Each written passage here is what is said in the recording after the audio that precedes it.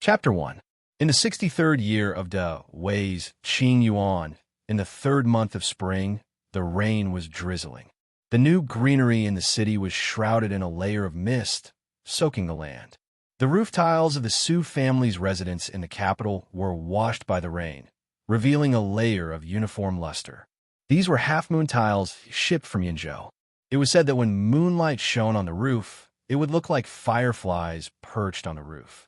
The firing process of these tiles was complicated, and the price was not simple either. A full roof tile would cost an ordinary family dozens of years of hard work. However, the Su family in the capital had a silk business all over the country, so a roof tile was at most a drop in the bucket. Lord Su was the tutor of the current crown prince. He had 2 sons. The eldest, Su Zhiheng, stood alone. At a young age, he was already a Hamlin scholar, and everyone in the capital praised him. Su Zhiheng also had a wife. When he was 18, he married the daughter of the second master of the He family, He Yin. The eldest son of the He family, He Rufei, was the current emperor's general Feihong.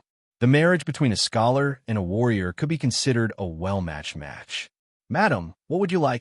A delicate maidservant in a thin gown handed her a cup of hot tea and asked crisply. "I'm going out for a walk," He Yin replied and drank the tea in one gulp. "But it's raining outside." "It's fine, I'll hold an umbrella." The maidservant looked at the young woman in front of her. The Su family was a scholarly family, and the women were all dressed elegantly. Young Mistress Su was the same. However, the green feather satin robe on her made her look petty and out of place. In fact, Grandmother Su was very good-looking. Her facial features were distinct and heroic, and her eyes were like a cleansed lake, clear and distant. Unfortunately, she was blind. Grandmother Su was not born blind. 3 months after marrying into the Su family, she suddenly contracted a strange illness. She had a high fever for 2 days and 2 nights, and when she woke up, she could no longer see. The Su family invited many divine doctors, but they were still helpless. After that, Grandmother Su did not go out often. It was inconvenient for a blind person to go out. He Yin walked to the pavilion by the pond in the courtyard. After marrying into the Su family for a year, she went blind after 3 months. In the remaining 9 months, she learned to live without her eyes and adapted very well. Occasionally, she would miss the days when she could see. For example, right now, she could hear the sound of rainwater falling into the pond and feel the red carps fighting for food in the pond, but she couldn't see anything. An unseen spring was a good spring, just like an unseen person. Perhaps she had gone blind too early, so she couldn't even remember Su Zhiheng's current appearance. The only thing she could remember was when she saw Su Zhiheng when she was 14 years old. The young man in green stretched out his hand to her with a warm smile. The current Su Zhiheng would not stretch out his hand to her. Although He Yin treated her gently and politely, there was a layer of something between them. He Yin could feel it, but she wouldn't say it. When she was young, she had spent many years in the military. She had learned to deal with men as a man, but she didn't know how to be a woman. Therefore, she could only watch Su Zhiheng and his concubine mother, Madame He, being gentle and affectionate. She felt sad and tired. She simply couldn't see it anymore. Even these heart-wrenching scenes were saved, so she had a lot of leisure time. She sat quietly in the pavilion. Suddenly, she remembered the years when she was young and the days when she followed the army. It was also a spring day like this. The rain was drizzling. She sat in the middle of the soldiers and drank a bowl of strong wine with a smile. She felt her whole body heat up. This heat engulfed her body in a flash. He Yin supported herself on the railing. Waves of sweetness gushed out from her throat. With a pu sound, she spat out a mouthful of blood. Someone's footsteps slowly approached. He Yin asked, "Shall Dai?" There was no answer. The footsteps stopped. He Yin frowned slightly. "Madam," A moment later, a woman's voice sounded. Madam has good hearing. A strange feeling rose in her chest. Her many years of intuition made her subconsciously take a defensive posture. Madam, he had always been gentle and careful. She didn't say many words to her in the fu. Suddenly, she came and spoke in such a proud tone. He Yin felt uneasy, but she also felt strange. She wasn't a competent mistress. In the Fu, she was more like a decoration. She couldn't stop Madame He from seeking favor. A blind person was no threat to Madame He. Madame He didn't need to and had no reason to deal with her. What's the matter? He Wanru stroked the hairpin in her hair. It was Su Jiheng who gave it to her yesterday. Suddenly, she remembered that the person in front of her couldn't see. She regretfully withdrew her hand and said, "Madam, you are pregnant." He froze in place. "A few days ago, the doctor who looked at your eyes took your pulse. You are pregnant." He didn't know what to do, but a trace of joy appeared. She was about to speak when she heard Madame He sigh again. "What a pity! What a pity!" He smile disappeared. She asked, "What's a pity?" "It's a pity that this child can't be kept." He said sternly, "Madame He, how dare you?" Her long, shapely eyebrows were raised, and her gaze was like a knife. Although she was blind, her expression was frightening. Iwanru's hair stood on end. But after a moment, she steadied her mind and said, "I'm not the only one who said this, General He." Hian's scalp went numb when she heard the words General He. She asked, "What do you know?" "I know everything that I should know. I also know everything that I shouldn't know." "General He, with such a big secret, how can the He family and Su family dare to tolerate you?" Hian couldn't speak. Before the He family had a general like General Fei Hong, they were like all the noble families in Dawei. They were even on the verge of decline. 19 years ago, the He family's sisters-in-law gave birth at the same time. The He family's eldest young mistress gave birth to He Rufei, and the He family's second young mistress gave birth to He Yin. He Rufei should have the title of nobility, but He Rufei was born with a weak body. The doctor said that he wouldn't live past the age of 3. He Rufei died, and the title of nobility was taken away from the He family. The entire family was left with nothing. The He family discussed it and made a bold decision. He Yin replaced He Rufei. He Rufei lied that he was He Yin. He was born with a weak body and was sent to the temple to recuperate. He Yin grew up with He Rufei's identity. Although she was born in the second branch, she grew up in the first branch. Since she was young, she thought of herself as a boy and liked to practice martial arts. When she was 14, she joined the Fuyue army behind her family's back. Gradually, she became famous in the military campaigns. She even received the title of General Fei Hong from the emperor and had the opportunity to enter the palace to meet the emperor. It was at this time that He Rufei, who was sent to the temple to recuperate, returned. He Rufei didn't die. He even lived peacefully until he was 18 years old. He looked agile, healthy, and handsome. Thus, everything returned to its original state. He Rufei met the emperor and became General Fei Hong. He Yin was still He Yin. Everything wasn't as difficult as imagined. In order to prevent a situation like today's, the He family had long made a rule that He Yin would wear a mask and no one would see He Rufei's appearance. He Yin was arranged by the He family to marry the current Hamlin Academy scholar, the young talent Su Jiheng. Su Jiheng was handsome, gentle, considerate, and polite. His mother-in-law was also generous and never treated him harshly. For a woman, this was the best marriage. Ian also used to think this way. Until today, her mask of warmth was torn apart. The bloody truth was even more chilling than the most difficult battle she had ever faced on the battlefield. That bowl of soup that poisoned you was personally ordered by the elders of your family to send it over. Only the dead can keep secrets. As long as you're alive, you're a huge threat to them.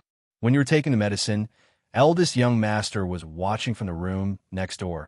If you died, the He family and the Su family would only be relieved. You only have yourself to blame. Ian laughed loudly. Blame her? Blame her for what? Blame her for taking He Rufei's identity for the benefit of her family. Blame her for being obsessed with martial arts and learning to join the army? Should she be blamed for drinking blood on the battlefield and killing the enemy to the bitter end? Or blame her for kissing His Majesty and being bestowed the title of General Fei Hong and letting He Rufei receive her meritorious service? Blame her. Blame her for being a woman. Because she was a woman, she couldn't use her own name to make achievements openly. Because she was a woman, she deserved to pave the way for the He family and the men of the He family. In the end, She overestimated the He family's humanity and underestimated the He family's selfishness. And Su Jihong. She should have been blind a long time ago to think that he was good. What are you laughing at? Huanru frowned and asked. I'm laughing at you. Ian looked at her direction and said word by word. I'm laughing at how ridiculous you are. I died because of a secret. Do you think you can still live after knowing this secret? Huanru sneered. You're about to die, and you're still so stubborn. Guards quickly appeared and surrounded Ian. Kill her. Willow branches could be used as weapons. They were soft and tough, just like a woman's hand. They were clearly light branches with new shoots on them. They were like a sword embroidered with flowers and could brush away the opponent's sword. Huanru had also heard of General Fei Hong's name. She knew that the woman was brave and good at fighting and didn't seem like an ordinary girl. But only when she saw it with her own eyes did she know that the rumors were true. Ian was already blind, but she could still fight against 10. She kicked away the guards in front of her, as if she wanted to break through the encirclement in this gloomy house and ride her horse back. No one could stop her. But suddenly, she fell from the air like a wild goose shot by an arrow. The blood she spat out splashed on the grass like little wildflowers. The cup of tea that Xiao Dai handed to her. She lost her sight, and now even her 5 senses. She was truly a blind person, a cornered beast. In order to kill her, they really made foolproof preparations. A bunch of idiots. Now, Huanru said anxiously. Ian wanted to raise her head. Bang! She felt a sharp pain in her knee. The person behind her hit her leg heavily.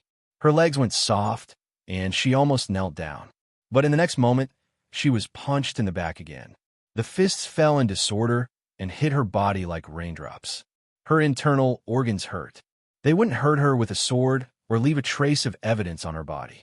Someone pulled her hair and dragged her to the edge of the pond. Her head was pushed down violently.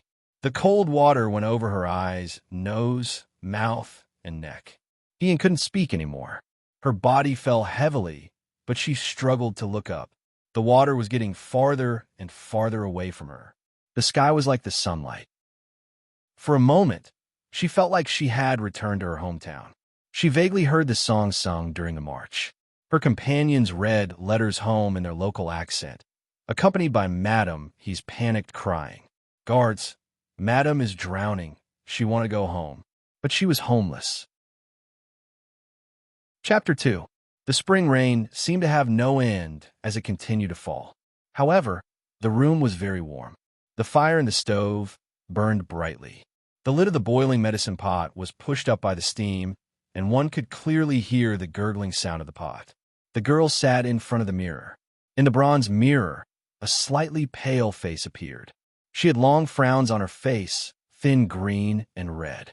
Her lips were like small water chestnuts, pursed, delicate, and pretty. Her pair of almond-shaped eyes were black and moist, like a mountain stream that was about to gather mist in the next moment.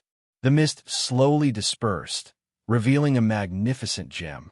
She had snow-white skin and a flower-like appearance. She was a beautiful girl, but that was all there was to it. Of course, she knew her own beauty very well.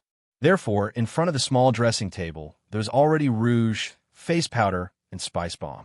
The smell of the rouge lingered around her. Hien wrinkled her nose and couldn't help but sneeze. The bronze mirror was immediately covered with a layer of white frost from the hot breath she exhaled. Even her face became unclear. Hien was in a trance for a moment, as if she had returned to the moment when she first took off her male disguise. She also sat in front of the mirror like this, looking at herself in the mirror as if a lifetime had passed. She had been drowned in the Su family's pond by the He family's men. However, when she woke up, she had become Hien. She wasn't the current General Fei Hong, He Rufei's younger sister, Su Jihing's wife, Hien. Instead, she was the owner of this dilapidated house, the 9th-ranked military officer of the city gate, He Sui's eldest daughter, Hien. They were both Hien. Their statuses were as different as clouds and mud. Yin Yin, why didn't you say you were awake? Accompanied by a voice from outside, the door curtain was lifted and a figure swept in with a cold wind. It was a middle-aged man with sideburns. He had a square face, dark skin, and a tall figure. He looked like a clumsy but strong bear. His smile carried a trace of cautiousness. Seeing that there was no one in the room, he shouted loudly, "Ching Mei, where's Ching Mei?" "Ching Mei went to pick medicinal herbs," Yin said softly. The man scratched his head and said, "Oh, then Daddy will pour it for you." The white porcelain bowl was not even as big as the man's palm. He knew this, so he poured the medicine very carefully. The room was immediately filled with the bitter fragrance of the herbs. Yin looked at the plum blossoms on the side of the medicine bowl and shifted his gaze to the man's face. This was Yan's father, the captain of the city gate, He Sui. The word father was unfamiliar to Yin. Her biological father should be the second master of the He family, He Yuanliang. However, because she had taken on the identity of He Rufei, she could only call He Yuanliang's second uncle. Her adoptive father, He Yuansheng, was actually her uncle. The relationship between her adoptive father and her wasn't very close. When she first proposed to learn martial arts, their relationship had dropped to the freezing point. It was only after she earned merits and received the emperor's commendation that she became enthusiastic. In the past few years, although the first branch didn't deprive her of food and drink, they didn't really understand what she was thinking. When Yin was young, she thought it was because he wasn't her biological father. However, her biological father, He Yuanliang, also treated her indifferently. It was probably because a daughter that was given away was like water that was spilled. Since he didn't raise her by his side, their relationship faded. Therefore, Yin didn't remember her father's appearance as clearly as her brothers and subordinates. He Sui had already poured the medicine into the bowl. He carefully scooped up the residue, floating on the surface of the water, and gently blew on it. He brought it to Yin and was about to feed her. Yin took the bowl of medicine and said, "I'll do it myself." The man withdrew his hand and said embarrassedly, "Okay." Niao Niao steam rose from medicine bowl. Yin looked at the bowl of medicine in front of her hesitantly. She thought of what Madam he said before she died. That bowl of medicine that blinded you was personally sent by an elder in your family. The elder in the family, was it He Yuansheng? Or He Yuanyang? Or is it someone else? Su Jihing knew about it. What about the others? She thought of the day she drowned and the cup of hot tea that Xiao Dai gave her. Who knew if the things sent by others had ulterior motives? He Sui saw that she didn't drink it and thought that she thought the medicine was too bitter. He smiled and coaxed her. "Yin Yin, don't be afraid. It's not bitter. You'll be fine after drinking the medicine." Yin didn't hesitate anymore. Before He Sui could continue speaking, she put her lips to the bowl and poured the medicine into her mouth. Wait. He Sui didn't have time to say anything. Yin had already put the empty bowl on the table. He spat out the remaining words in his mouth. "It's hot." "It's not hot," Yin answered. He Sui didn't know what to say for a while. He stammered a few times and whispered, "Then you should rest well in the room. Don't run around. Father will go to the martial arts field first." He took the empty bowl away. Yin was left alone in the room. She was slightly relieved. After all, she wasn't used to communicating with people so intimately, especially as a woman. Moreover, she was a young girl who was pampered and raised in the palm of his hand. His servant Ching Mei hadn't come back yet. He Sui didn't have a lot of money every month. The captain of the gate guards was just a military officer with no real power. He didn't have much money. The people in this room relied on He Sui's money to support themselves. He could only afford to hire one servant. The rest of the money probably became the rouge and face powder that Missy piled up on the table. He stood up and walked to the door. This body was soft like white jade, fragrant and tender. It was completely unfamiliar to her. Without strength, she couldn't protect herself. If there was something special about this body, it would be a pair of clean and bright eyes. It could let her see the light of the world that she hadn't seen for a long time. Dong! There was the sound of something heavy falling behind her. Yin turned around and saw a young man standing in front of her. He was removing the firewood that was tied to his shoulders. The young man was young, about the same age as Yin. He wore a green waistline shirt and pants of the same color. There was a white cloth tied around his legs to make it easier for him to work. His skin was slightly dark. His eyebrows and eyes were similar to Yin's. He was delicate and handsome, but his chin was slightly narrower. He looked determined and stubborn. This was Lady He's younger brother, He Sui's youngest son, He Yunsheng. He had been lying in bed for the past few days. He Yunsheng came several times, but he always came to bring water and the stove. He didn't say a word to He Yin. The relationship between the brother and sister didn't seem to be very good, but He Yin looked at He Yunsheng's rough and ill-fitting clothes and then looked at her own little green satin dress. She slightly understood, but was also surprised. In the He family, the women paved the way for the men. The men were the sky and the earth, as if they were the center of the world. However, in this family, it was different. It seemed that this biological youngest son was picked up. The He family only cared about Lady He's food and clothes. Why was this? He Yin stood in front of He Yunsheng and didn't move a step. He Yunsheng piled the firewood under the eaves and began to chop the firewood. This family was really poor. The only servant was a maid, and the biological son did the work of a manservant. In front of He Yin was the pile of firewood. He Yunsheng chopped it twice and slightly frowned. "Excuse me, you are blocking my way." He didn't even call her sister. He Yin didn't move at all. He didn't move aside, nor did he taunt him with his usual sarcastic remarks. He Yunsheng couldn't help but raise his head and meet He Yin's serious eyes. He Yin said, "You can't chop the firewood like this." Chapter 3. He Yunsheng furrowed his brows and asked, "What did you say?" He Yin didn't move and repeated seriously, "I said, you can't chop the firewood like this." The youth became impatient. "He Yin, if you're sick, then go back to your room. Don't look for trouble here. If you chop like this, you won't be able to finish even when the sky turns dark." He Yin didn't move an inch. He Yunsheng seemed to suddenly become angry. The axe slipped out of his hand and heavily hit the bluestone floor, making a loud noise. He took a step forward and angrily said, "If you didn't spend money because of your illness, Father wouldn't have sent the manservant away. You still know that you have to chop until the sky turns dark. If you haven't chopped firewood before, then don't point fingers. If you're so good at chopping, then do it." He Yin's heart slightly moved. So there was a manservant at home. It was just that the family was poor, and in order to see a doctor, they sent the manservant away. This youth took over the manservant's job. Looking at his appearance, he seemed to have accumulated resentment towards this elder sister for a long time.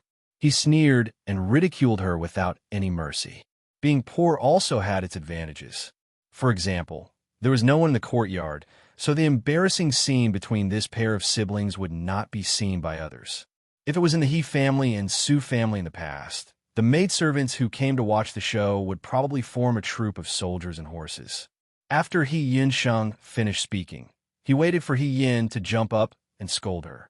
However, to his surprise, He Yin didn't scold her this time. Instead, she bent down and picked up the axe that he threw on the ground. She was dropped by the heavy axe. Her slender wrist seemed to be unable to withstand the destruction. It was a frightening sight. He Yin looked at her hand and frowned slightly. She couldn't even lift the axe. Compared to her past self, she was far worse. He Yunsheng was stunned and suspiciously asked, "What are you doing?" "I'll chop it for you to see," He Yin replied. When He Yunsheng heard this, he became even angrier and angrily said, "Don't pester endlessly." Before he could finish his words, a bang sound interrupted his voice. He Yin had already raised the axe and cleanly chopped the firewood in front of him into two. "Look," she said, "it's very simple. You can't hold the front end of the axe. You have to hold the end of the handle and chop along the lines of the wood. It'll save a lot of energy." He Yunsheng stared at her blankly. After a while, the young man's face turned red and his tone was almost angry. He pointed at He Yin and said, You really have ulterior motives. Your hand. Father will definitely scold me when he comes back. He Yin, you're really scheming, crafty, and treacherous." "Huh?" He Yin didn't understand. The next moment, a panicked female voice sounded, "Miss, you're bleeding." He Yin subconsciously lowered his head and looked at his palm. He didn't know when the skin on his palm had been scraped. Blood was reflected in his palm. It was so fresh that it was even a little moving. She had only used the axe to chop a piece of firewood, and she had already scraped her hand? Just how delicate was this body? Since he was young, had Lady he ever carried anything that was slightly heavier? Was she made of cotton and tofu? Ian fell into deep thought. The maidservant, Ching Mei, had already rushed over and pulled him into the room. She hurriedly said, "You have to rub it with ointment first. I don't know if it will leave a scar." Hien Shang glared at her hatefully and said, "Hien, you're going to court death sooner or later." Then he turned around and ran away. Hien didn't know whether to laugh or cry. In her previous life, she had lived from her marriage to her death. Until now, this was the first time someone had said that she was courting. This feeling was very novel. In the hearts of soldiers, courting was probably a very distant word. Ching Mei placed Hian's hand on her knee and used her fingertips to gently rub the ointment onto Hian's palm. After that, she cried again. "What if it leaves a scar? We have to find a way to get some scar removal ointment." "It's okay." Hian couldn't bear to see a girl cry, especially a beautiful girl who was 15 or 16 years old. She was younger than he was in his previous life. He comforted her. "If it leaves a scar, it'll leave a scar. It's fine as long as it's healed." Ching Mei widened her eyes and forgot to wipe her tears. She stared at Hien speechlessly. "What's wrong?" Hien asked. "No, nothing." Ching Mei wiped her tears and stood up. "As long as you're not angry, it's fine." The tone of her words. Hien looked at the cosmetics and jewelry placed in front of the dressing table. He roughly understood what was going on. In his previous life, Lady He was very particular about her appearance. Her delicate skin must have been pampered. It would be a big deal if she accidentally broke it. Did the heavens see that her previous life was too rough and had never experienced the feeling of being a daughter? In this life, they gave her such a delicate body that couldn't even withstand the wind and rain. Ching Mei asked, "Young lady, let this servant pour you a cup of hot tea. It was raining outside just now, and you've caught a cold." "Wait." Hien stopped her. "I remembered something. When I woke up earlier, there were some things that I couldn't remember clearly." She looked at Ching Mei. "How did I get sick?" "Originally, there was a manservant in this house. Later, the manservant who came to treat Hian's illness was sent away. It could be seen that this illness wasn't present at birth. But if it was a sudden illness, she didn't feel any discomfort these past few days. Everyone in the house looked at her carefully, as if they were afraid of any accidents." Hien felt strange. Ching Mei heard this and turned pale with fright. She grabbed Hian's hand and almost cried again. "Young lady, you've already been sad from Master Fan. You can't go through this again. Even if it's not for yourself, you have to think about Master and young Master." "Master Fan? Man?" Hien asked. "Which Master Fan?" "Young lady, what do you mean by that?" "Yes, Master Fan is so heartless. He's not a good match. Young lady, you're right to forget him. This servant won't mention Master Fan again. I just want young lady to be well." Ching Mei finished speaking and wiped her eyes again. This little maid really loved to cry too much. Even the new recruits under her tent didn't cry so much on their first time on the battlefield. She hadn't asked much, but her lapel was already wet. If this continued, in less than the time it took to burn a stick of incense, the water would flood Jinshan Mountain. "Fine," Hien said helplessly. "Then let's not talk about it. Go and change your clothes. Your clothes are wet." Ching Mei stared at Hien with wide eyes. She saw that Hien was calm and didn't look like he was about to collapse. She hesitated for a moment and said, "Then this servant will go and change. Young lady, please wait for this servant. This servant will be right back." Then she walked away, looking back every few steps. The house became quiet again. Hien stretched out his hand and opened his palm. Ching Mei's ointment was still in her hand. She looked at her delicate hand, lost in thought. Women were naturally weaker than men. In order to practice hand strength, Hien used to sneak out of the manor's back door every day before dawn and climb up Dongwang Mountain in the capital to help the monks carry water and chop firewood. In the beginning, the skin on her hands was also worn out like this. Gradually, calluses grew on her hands, and she was able to carry 2 buckets of water with ease. She could even practice martial arts with shirtu hanging from her wrists. She wasn't smart, so she could only use stupid methods. Over time, she also gained the qualifications to compete with men. But now, everything was back to square one. Not to mention taking away what originally belonged to her. Her weak body couldn't bear the brunt of the thorny road she had to walk in the future. Then let's practice, Hien said to herself. Just like before. Perhaps this was a test given to her by heaven as the price for her rebirth. But there was nothing to be afraid of. She was just starting all over again. Chapter 4. The next day, the rain stopped and it was a beautiful sunny day. The bluestone in the courtyard was warm from the sun and had a lush green color. Hien woke up when the rooster crowed for the third time. When Qingmei woke up, she found Hien was not in bed and was shocked. She looked around and found Hien sitting on the stone block in the courtyard in a daze. She was relieved. "Miss, why are you up so early? Is it because the quilt is too thin and cold?" Qingmei asked. "It's nothing, I can't sleep," Hien replied. She did not have the habit of being lazy. In the military camp, she could not relax for even a moment. Even at night, she had to be on guard against the enemy's surprise attack, so she was always alert. Moreover, she wanted to practice martial arts when she was young, so she really did dance at the sound of the rooster. Later, when she married into the Su family, she still could not change her old habits and was ridiculed behind her back. However, after she became blind, she did not wake up so early. There was no difference between day and night to her. She still woke up when the rooster crowed, but she would wait until everyone in the courtyard had woken up before she followed. She wanted to make herself feel less out of place. "Where is father?" she asked. "Master has already gone to the military field. Young master has also just woken up. Miss, change your clothes and come eat," Qingmei said and trotted to the kitchen. There was only one servant in the house, but there was a lot of work. There were always times when there was not enough manpower. When Hien arrived at the hall, Yunsheng had already sat down at the table and started eating. The young man was the same as yesterday. He was dressed like a peddler and was very careless. When he saw Hien, he only took a glance and then looked away. He picked up the bowl and drank the porridge.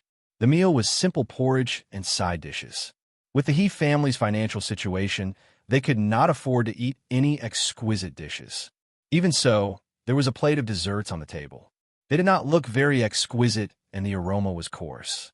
He Sui specially prepared them for his daughter. Hien also picked up the bowl and drank the porridge. She drank it very quickly.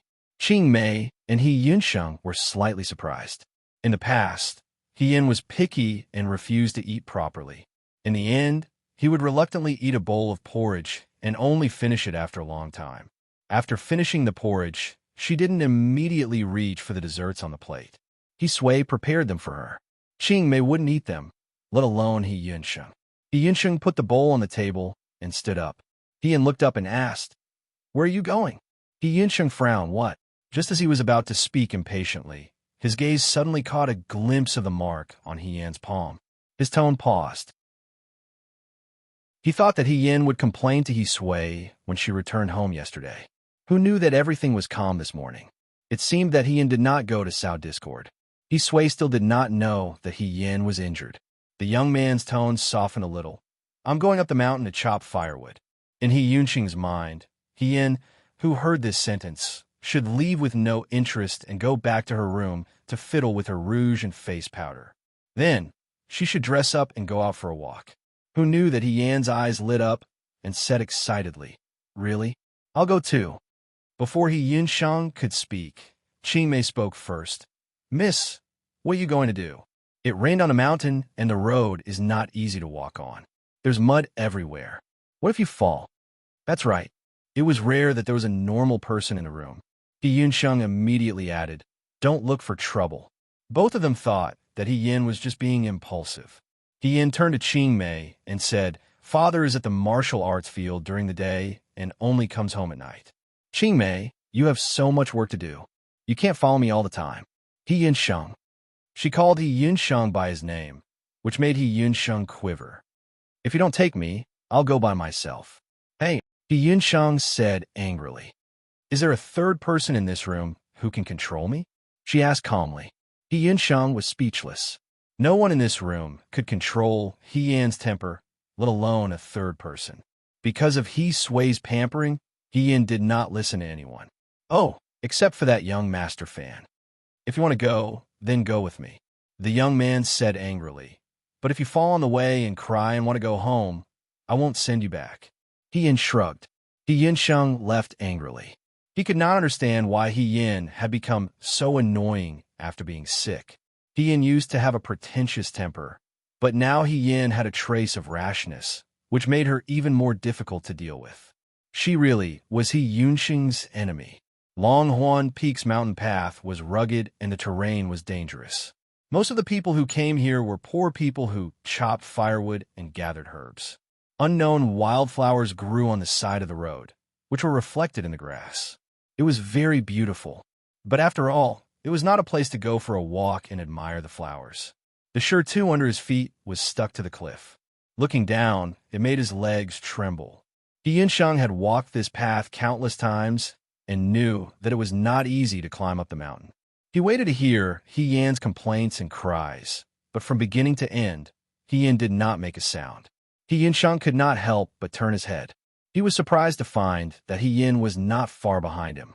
They were almost walking shoulder to shoulder. How is this possible? Even a man would find it difficult to walk this path. Not to mention He Yin was a delicate young lady. In the past, when she walked far away, she had to rub her knees. When did she have such good stamina? Why are you looking at me? He Yin stared at him strangely. Aren't you going to continue walking? He Yinsheng did not say anything and turned back to continue walking. She must be faking it. She must not be able to hold on any longer. He Yin looked at her legs and sighed. The strength in her legs was really weak. After walking with He Yinsheng for such a long time, she actually felt tired. It seemed that they still needed some time to break in. It's fine here. He Yinsheng stopped and took the axe from his waist. There were a lot of miscellaneous trees here. He Yinsheng chose small trees, which were more convenient to chop. He pointed to two next to He Yin. You can sit here for a while. I need to chop for 2 hours. Right here? He Yin nodded and took down the cloth bag she was carrying. He Yinsheng stared blankly as she took out an axe from her cloth bag. What are you doing? He Yinsheng's mind went blank, and he could not speak clearly. He thought that He Yin's cloth bag contained a water bottle. Who knew that she had an axe in her bag? She carried an axe on her back and walked such a long distance. Moreover, she was not left behind by him. He Yinsheng suspected that he was dreaming. What happened next made He Yinsheng even more certain that he was dreaming. He saw his delicate older sister. He Yin, who usually felt that a teacup was too heavy for her, pick up the axe in front of her without hesitation. With one chop, she chopped down a bunch of branches. Her movements were so nimble that it was as if she had done it 1,000 times. She said, "Let me help you. It'll be quick." Chapter 5. He Yinsheng always felt that his dream was a little too long. His sister followed him up the mountain early in the morning and chopped some firewood. Finally, she took out some snacks from her cloth bag and gave him one. He Yinsheng wanted to refuse, but the sweet and greasy aroma filled the tip of his nose. He Yin had already lowered his head to bite into his own share. Unexpectedly, He Yinsheng reached out and took it. He took a bite.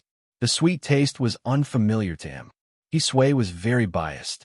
She gave all the delicious food to He Yin, but He Yin was not a person who liked to share. He Yin saw that he ate very slowly, so she stuffed the rest of the snacks into his hands and said, "You can have the rest. I'm full." He Yinsheng did not know what to do. He and his sister were the only 2 people in the He family. He Sui was just an armed escort who came to the capital to deliver goods. On the way, he happened to be robbed by mountain bandits. He saved the young miss of the capital's scholar's mansion and married happily. The scholar's family only had one young miss. He Sui did not have any parents, so he voluntarily became the son-in-law of the family. Although he was the son-in-law of the family, his son and daughter still followed their husband's surname. Later, the scholar and his wife died one after another. Madam, he was depressed all day. When He Yinsheng was 3 years old, Madam, he passed away. The 3 of them depended on each other for survival. He Sui and his wife were deeply in love. He Yin looked very much like Madam He. Probably because of this, He Sui loved He Yin very much. Although the He family was not rich, He Sui always tried her best to satisfy He Yan's needs. Over time, He Yan also became an annoying person. At least, He Yunsheng could not love this sister of his. But since she fell ill, many of her actions had become unimaginable. He Yunsheng didn't know how to face her. "You go up the mountain to chop firewood every day." He Yan asked him, "What do you do in the afternoon? Don't you go to school?" He Yunsheng was only 1 year younger than He Yan. He was 15 this year. Children at this age should still be in school. "When we get back, we'll make a large cake and sell it in the shed in the afternoon. Forget about the school." He Yunsheng casually said, "We don't have money at home, and I'm not cut out for that. I can just read a few words." Although he tried to hide it, He Yan could still see a trace of regret and longing in the boy's eyes. After a pause, she asked, "What do you want to do in the future? Why do you ask?" He Yunsheng was suspicious, but after a moment, he still answered He Yan's question. "Now I go to the martial arts arena every day. In the future, as long as I pass the academy examinations, I will be able to enter the city's garrison army and slowly become a lieutenant. Then I will be able to earn some silver." "That's it." He Yan laughed. "I thought you would want to do something else." "How can I do something else?" He Yunsheng mocked himself. "Don't tell me I'm going to be like General Fei Hong. We both have the same surname, but he's much more powerful than us." Suddenly hearing his name from He Yunsheng's mouth, He Yan froze for a moment. She was silent for a moment before asking, "You know General Fei Hong?" "Of course I know. Who doesn't know in Dawei? That year General Fei Hong conquered the western Chong. General Feng Yin conquered the southern barbarians, northern He and southern Shao. That's why our Dawei was at peace. Young men are chivalrous and high-spirited. If I can become a person like them, even if I die, it's worth it." He Yan laughed out loud. He Yunsheng was flustered and exasperated. "What are you laughing at?" "But just chopping firewood and selling large cake. You can't become a person like them. That year General Fei Hong and General Feng Yin weren't people who could be successful just by casually learning in the martial arts arena." "Of course I know." He Yunsheng's face turned red. "But which young man didn't want to make a name for themselves?" He Yunsheng was at the age where he was hot-blooded. Moreover, the current situation was really holding him back. He Yan said, "From tomorrow onwards, I'll go with you to the mountains every day to chop firewood and sell large cake." "What?" He Yunsheng jumped up from the shirt, too. "He Yan, are you crazy?" Today's matter could be said to be a spur-of-the-moment thing. If she came every day, He Yan was afraid that her brain was damaged because of her illness. Without waiting for He Yunsheng to speak, He Yan had already stood up and patted the dust off her body. "Since you're done eating, let's continue working. Spring waits for no one." He Yunsheng, after the spring rain, it was sunny for more than 10 days. Recently, Qing Mei had something on her mind. In the past, Eldest Miss always ordered her to do this and that. Eldest Miss, who made her serve her personally, didn't look for her anymore. During the day, she went out with He Yunsheng. At night, when Qing Mei wanted to help He Yan freshen up, He Yan also sent her out. The only thing she could do was to get up in the morning to comb He Yan's hair. Qing Mei was sick at heart with worry. If this went on, would she also be kicked out of the house like those manservants who were sent away by He Sui? After all, Eldest Miss didn't need her anymore. He Yunsheng also had a lot on his mind. For more than half a month, He Yan went to Long Huan Peak with him every morning to chop firewood. Unexpectedly, she woke up earlier than him. He Yan went up the mountain and tied a sandbag to her hands and feet. He Yunsheng secretly waited. It was very heavy. He Yan carried such a thing every day and went up the mountain with him to chop firewood. She didn't complain at all. It was as if she didn't know what tiredness was. However, He Yunsheng saw that the delicate skin of her palms had been abraded many times. She simply wrapped a cloth around her hands. The benefits of doing this were obvious. After half a month, He Yan walked faster than him and chopped more firewood than him. He Yunsheng wondered if the sandbag was really so magical. Should he secretly tie 2 sandbags? 2 people chopping firewood was faster than 1 person chopping firewood. The extra time could be used to sell more cakes. He Yan was a woman after all. It wasn't good for her to make a living in public. He Yunsheng also reminded her, but He Yan didn't care at all. He Yunsheng felt a headache coming on.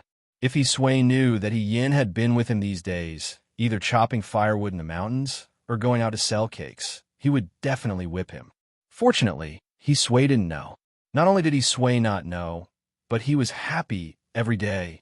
His son and daughter, who used to quarrel endlessly, were much closer recently. They could sit at the same table and eat together. Sometimes they would even chat. He Sui was very satisfied. He was much kinder to the new soldiers on the school field. After all, everything would prosper if the family lived in harmony. At this moment, Hien was sitting in front of the dressing table. Qingmei looked at her anxiously. Ever since Hien recovered from her illness, she didn't like to look in the mirror. She also didn't like to fiddle with her rouge and face powder. Now that she was fiddling with it again, Qingmei was a little nervous. Recently, the household's expenses were very poor. Hien wanted to buy new lipstick at this time, but she didn't have the money. Hien flipped through the face powder on the table and felt a headache coming on. These things had already been used. They couldn't be sold for money. She flipped through a few more times and found a few hairpins and jewelry. They were all made of silver and the quality was average. They were not as good as the ones she used to wear in the Su family. However, she didn't care so much now. She found all the jewelry and handed them to Qingmei. Take these to the pawn shop and pawn them. Pawn them until you die. You'll get more money. Qingmei's eyes widened. But we're very poor now. Hien explained to her earnestly. These can't be eaten. She had to pawn the jewelry and get some money. It would be best if she could get enough money for He Yunsheng to go to school. Since she had taken over Lady He's body, she should at least do something for the He family. After she took care of these things, she could do her own things with peace of mind. For example, she could settle an old debt. Chapter 6. When they went out, He Yunsheng asked, "Why are you so late today? You won't be able to get a good seat later." "I have something to do." Hien said, "It's okay if you can't get a good seat. Our cakes are better." He Yunsheng was speechless. He felt that talking to He Yin now was like punching cotton, making it hard for him to vent his anger. Hien didn't lose her temper and was in a relaxed mood. He Yunsheng didn't know if she was optimistic or stupid. At least, he hadn't seen He Yin in a long time. The shed was set up on a street in the west of the city. Opposite was the capital's largest restaurant, Zuiyu Court. Guests came and went, and the small business here was very good. But the shed was only so big, so they had to go there early to get a good seat. He Yunsheng took out the big cake from the steamer. The nigh cake was a kind of pastry. It was made of peeled and pitted raw plums, blanched with white plum and licorice soup, and then filled with honey, pine nuts, olive kernels, walnut kernels, and melon kernels. It was put into a small steamer and steamed until it was ripe. It was sour and sweet, very delicious and not expensive. He Yunsheng came to sell the big cake, and he could make money every month to support his family. The sun was warm and comfortable, and people came to buy one or two from time to time. By the time the sun turned to the east of Ziyu Court, they would probably be sold out. Hien watched He Yunsheng work. He Yunsheng was very capable, and it reminded her of the children in the army camp. Most of the children in the army camp were from poor families, and the young masters of rich families were not willing to let them go to war. Those poor children went to war just for a bite to eat. So before that, they did all kinds of work, and they could do anything. Although she had never been poor, she had been through it. "Hey, give me one. Isn't this Lady He?" A voice interrupted Hie-Yan's thoughts. She looked up and saw a long-faced man in front of her. His hair was combed into a shiny bun, and he had the head of a deer and the eyes of a mouse. He was dressed in white, but he was neither fish nor fowl. He raised his hand and was about to put on Hie-Yan's shoulder, but Hie-Yan dodged to the side. The man missed and regretfully retracted his hand, saying, "Lady He, long time no see. You didn't go out much these days. So you're here to sell cakes with young Master He. How can you do this kind of thing? It's hard." His tone made it sound like they were close. Hien didn't understand and looked at He Yunsheng. He Yunsheng's face was filled with anger as he reprimanded. "Wang Zhugue, stay away from my sister. Brat, your sister doesn't mind. You." "Well, I bought some rouge a few days ago and wanted to give it to you. Since I happened to meet you today, I want to give it to you." I wonder if you would do me the honor of going to the Sisui River with me? Hien wanted to laugh at a person who looked like a beggar trying to act like an elegant young master. She had met many people in her 2 lives, both good and bad, but no one dared to tease her like this. I want to sell cakes. I may not be able to go for a walk with you. Hien tactfully declined. You should give this rouge to someone else. Wang Zhugue was stunned. He lived on the same street as the He family. Hien's father was a military officer, so others didn't dare to provoke her. But Hien wasn't a girl who knew her place, and she liked to take advantage of little things. Usually, if he gave her some rouge and powder, she would call him Brother Zhuge. Today, in front of so many people, he was slapped in the face. Wang Zhuge was embarrassed. His smile wasn't as sincere as before. Lady, he can't still be thinking about young Master Fan, right? Young Master Fan is about to get married. Why do you— Shut up. Before he could finish his words, Wang Zhuge felt a punch on his face and fell to the ground with a thud. He Yinsheng stood in front of him and pointed to the distance. Get out of here, she said angrily. The 14 or 15-year-old boy was like a half-grown calf, full of strength. Wang Zhuge had been hollowed out by wine and women. He was no match for He Yinsheng. His head hurt, his face hurt, and his whole body was flustered. He scrambled to his feet and looked at Hien. She didn't seem to have any intention of apologizing. In fact, she seemed to be interested. Suddenly, a nameless anger surged in his heart. You? He pointed at Hien with a trembling finger. He Yinsheng stood in front of Hien and sneered. What's wrong with us? Wang Zhuge didn't dare to step forward. He had some doubts in his heart. The relationship between these two siblings had never been good. Hien always complained to him. He Yinsheng also never cared about Hien's matters. Why were these two together today? He Yinsheng even stood up for Hien. Just you wait. He stomped his feet and ran away. The crowd dispersed, and the shed returned to its original calm. He Yinsheng put away the big cake with a gloomy face and didn't say a word. Hien looked at him. What are you looking at? He Yinsheng asked angrily. You did a good job just now. Hien pondered for a moment. It's just that your lower body is a little unstable. Your basic skills aren't very solid. You still need to practice your horse stance at home. Go away. He Yinsheng didn't want to talk about it. You're not a martial arts instructor. Hien looked at He Yinsheng. He Yinsheng was a promising talent. Perhaps it was because he had worked hard since he was young and had a good foundation. Compared to the young masters of the He family, He Yinsheng was a good seedling. He shouldn't have bought the big cake here. He should have gone to a better martial arts school to learn his skills. Then let me rephrase. Who is Master Fan? He Yinsheng slammed his handkerchief on the table and glared at her. You still dare to say it. What's wrong with Master Fan? Hien glanced at him. He Yinsheng mentioned Master Fan as if he was extremely angry. What's wrong? If he didn't provoke you first, you wouldn't have been fooled by him. That kind of young master is a womanizer. You're the only one who would believe him. He's about to get married, and you're still going on a hunger strike for him. You're dying for him, but he's still marrying someone new. You, on the other hand, have become a joke in the capital, and you still mention him. Are you trying to anger me to death? With just a few words, Hien roughly understood what was going on. Lady, he was spoiled and spoiled since she was young. How could she raise a peony in a clay basin? She wholeheartedly wanted to marry into a noble family and become a noble lady. By chance, she met a young master from a noble family.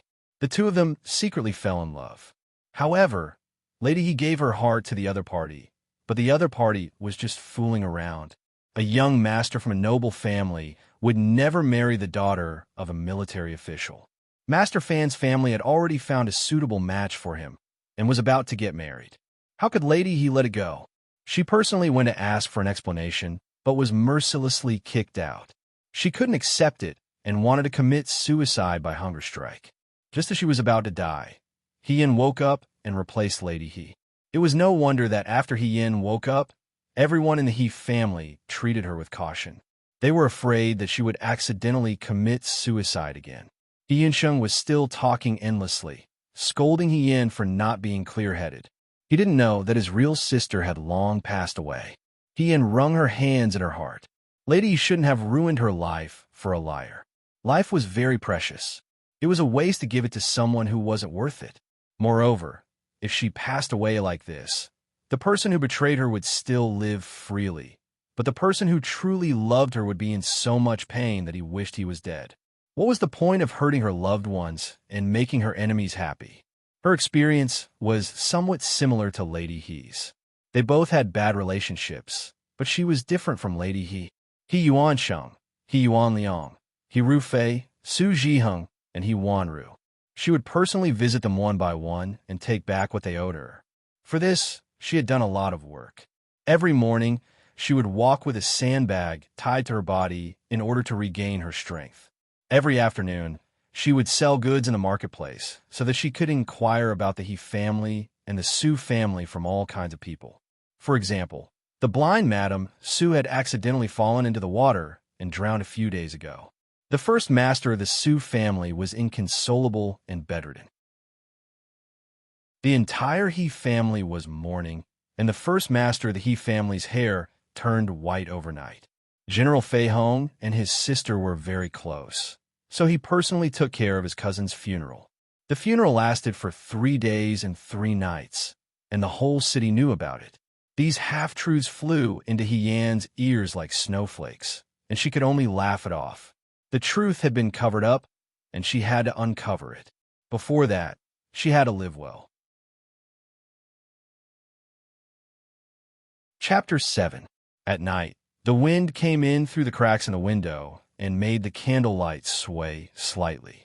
He looked at the silver pieces in front of him and asked, "That's all? I've already asked the shopkeeper to give me more." Qing Mei said awkwardly, but the shopkeeper said that the jewelry can only be exchanged for this much. He nodded. "Then you can leave first." Qing Mei left. He picked up the silver pieces one by one and put them in his palm. There were only 2 pieces in total. She felt that her heart seemed to be broken along with them. When she was in the He family, she didn't lack money. Even if she was really short of money, she could casually take some jewelry or jade pendant to exchange for some money.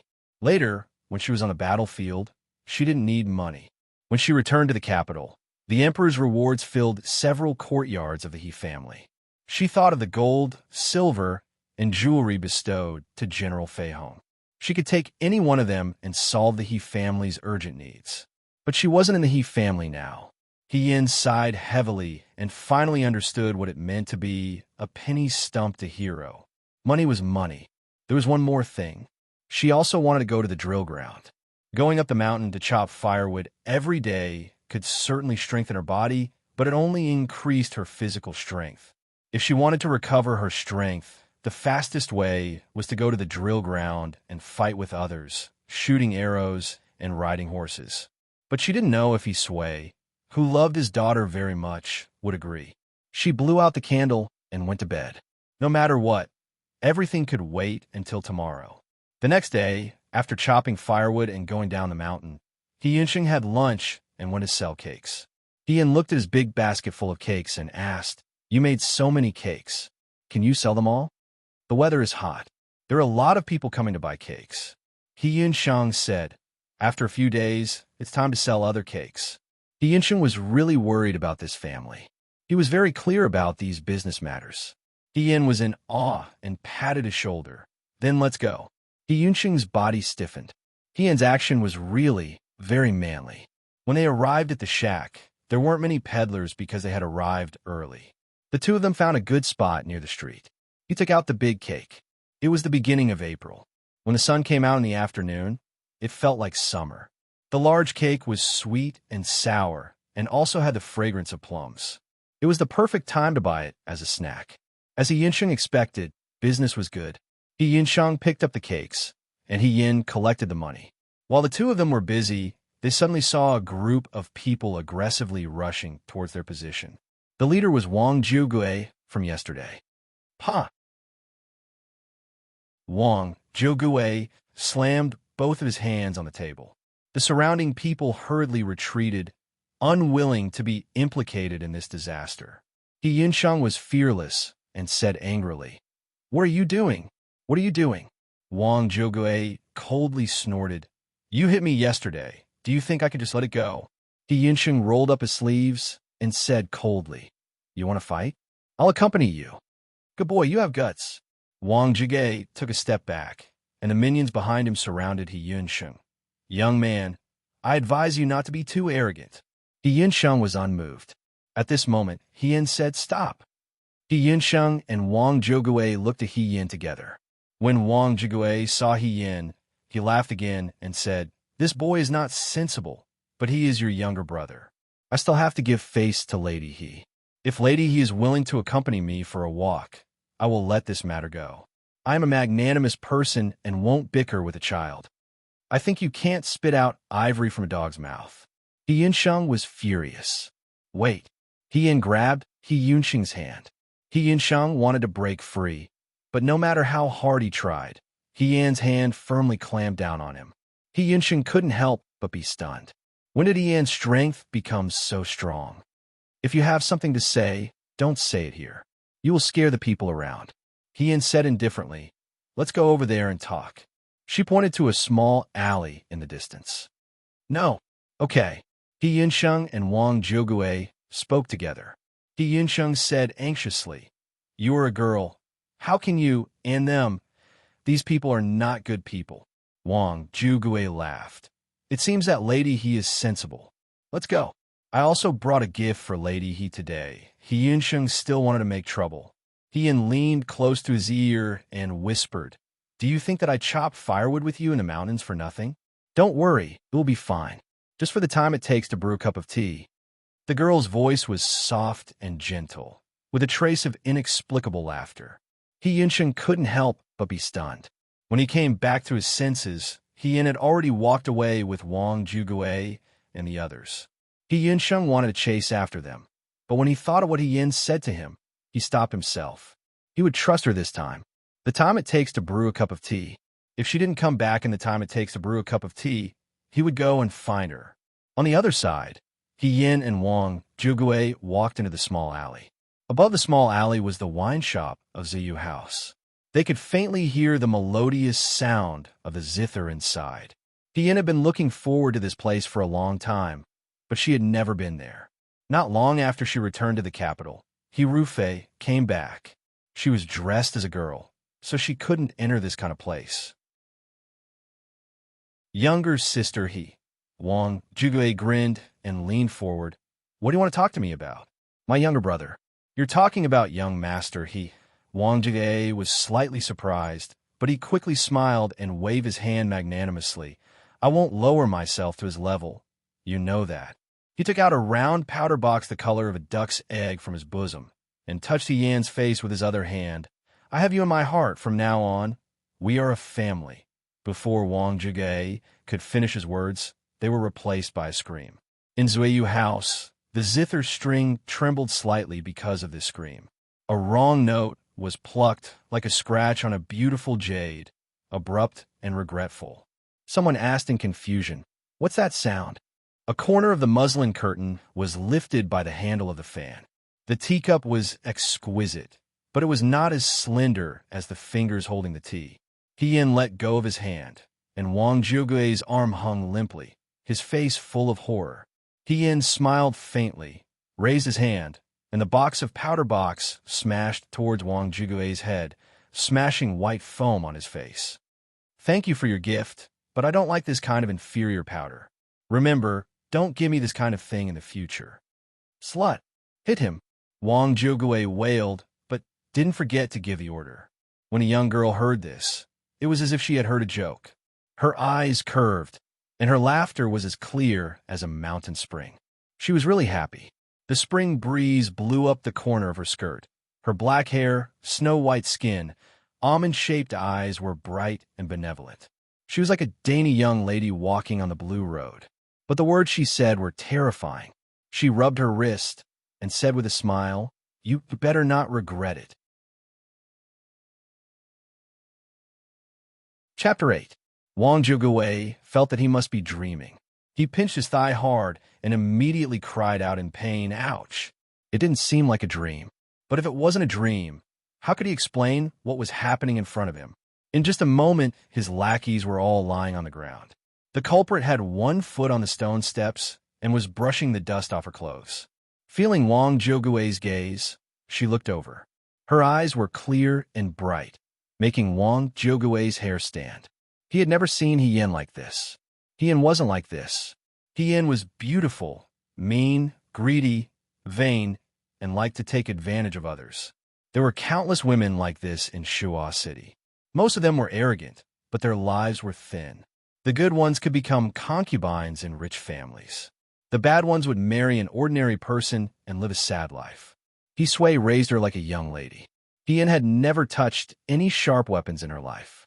Her hands were either playing the zither or painting. At least, they weren't used to hit people. But just now, Wang Jigui saw her hands clenched into fists and punched the man beside him to the ground. He still remembered that Hien had just grabbed his arm. Before his body could go numb, he felt pain in his arm and screamed. How were those fingers? They were sharper than an axe. This woman was too scary. What kind of medicine did she eat? She became so strong overnight. She could defeat more than 10 people by herself? Wang Jigui wanted to cry. He hadn't thought about how to beg for mercy when he saw the girl walking towards him. Grand Aunt, please spare me. His rationality disappeared at this moment. Wang Jigui blurted out, I didn't recognize Mount Tai. Please be magnanimous and let me go. Don't give me this kind of gift in the future. Hien said gently, I don't like it. Okay. Wang Jigui said, okay, several times. Afraid that Hien didn't believe him, he added, tell me what you like. I'll buy it for you. Is that okay? That won't be necessary. I won't accept a reward if it's not deserved. Hien laughed. We're all neighbors. Don't make such jokes in the future. Yes.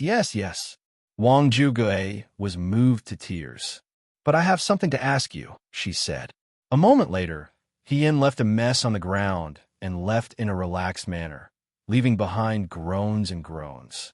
She walked briskly and did not know that after she left, on a certain floor of the Drunken Jade Tower, someone released the hand holding the fan, and the gauze curtain covered the mess downstairs.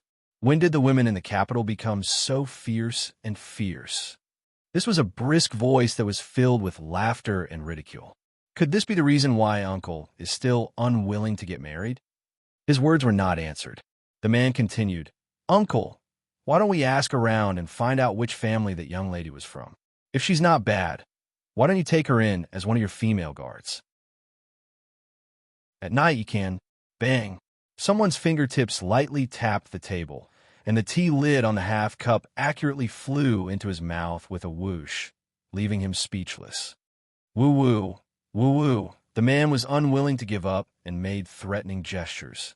If you say one more word of nonsense, I'll throw you down from here. A lazy and indifferent voice interrupted the other's complaints. The room quieted down. The plucked strings of flowing light slowly flowed through the elegant room, covering the spring scenery outside the window. The tea continued to be drunk. Someone muttered, stingy, but it was quickly drowned out by the sound of the zither.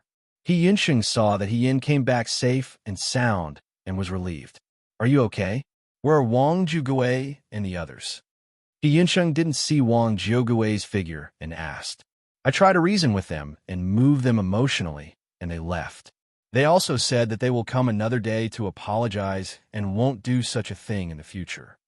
Hien said, don't worry about them. Just continue to sell cakes. Hien looked at her suspiciously. If Wang Jigui was really so reasonable, he wouldn't be called Wang Jigui. But Hien didn't look like she wanted to say more, and she didn't look like she was hurt. Hien was a young man, so he quickly put this matter to the back of his mind. At night, after dinner, Hien wanted to go to bed, but Hien stopped him. What's the matter? Do you have clean clothes? Hien asked. Hien didn't understand. I want to see if there's anything on your clothes that needs to be mended. Hien said, I can help to mend it at night. Hien's expression was about to crack. Ever since he was born, this was the first time Hien had asked to mend his clothes. For a moment, the young man's heart was filled with a strange feeling, but he asked hesitantly, have you done needlework before? He seemed to remember that Hien didn't know how to sew, and Ching Mei did all the needlework. You're underestimating me. Of course. Of course not. Hien gave him a push. Hurry up and get it. Bring whatever you can get. Hien obediently found a pile of clothes. Hien picked up the clothes and walked into the house. He Yunsheng was still a little hesitant. Why don't I ask Qing Mei to do it? Qing Mei's work is not as good as mine. Go to sleep. You have to wake up early tomorrow, He Yin said.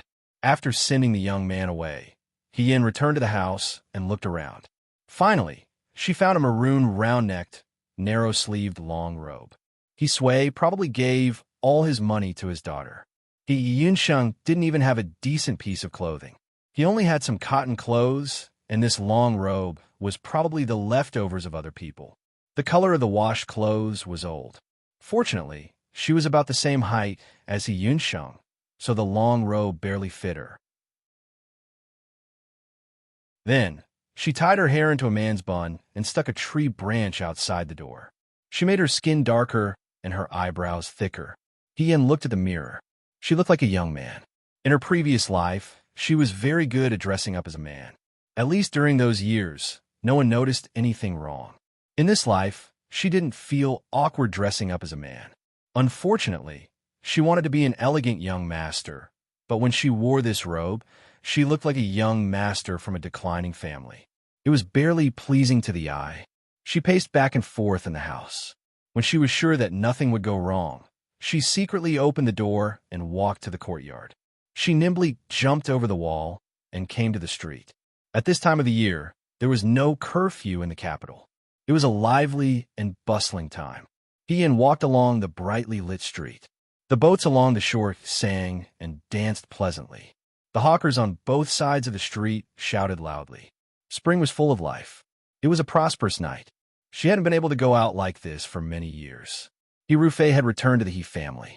He Yin had married into the Su family. He Yin had lost her sight. These lively, bustling, and beautiful things seemed to be very far away from her. But tonight, with the night breeze blowing from the lake, she regained what she had lost. She was free. She was free from the He family and had to start all over again. She was grateful to the heavens. The capital was not far from the drunken Jade House.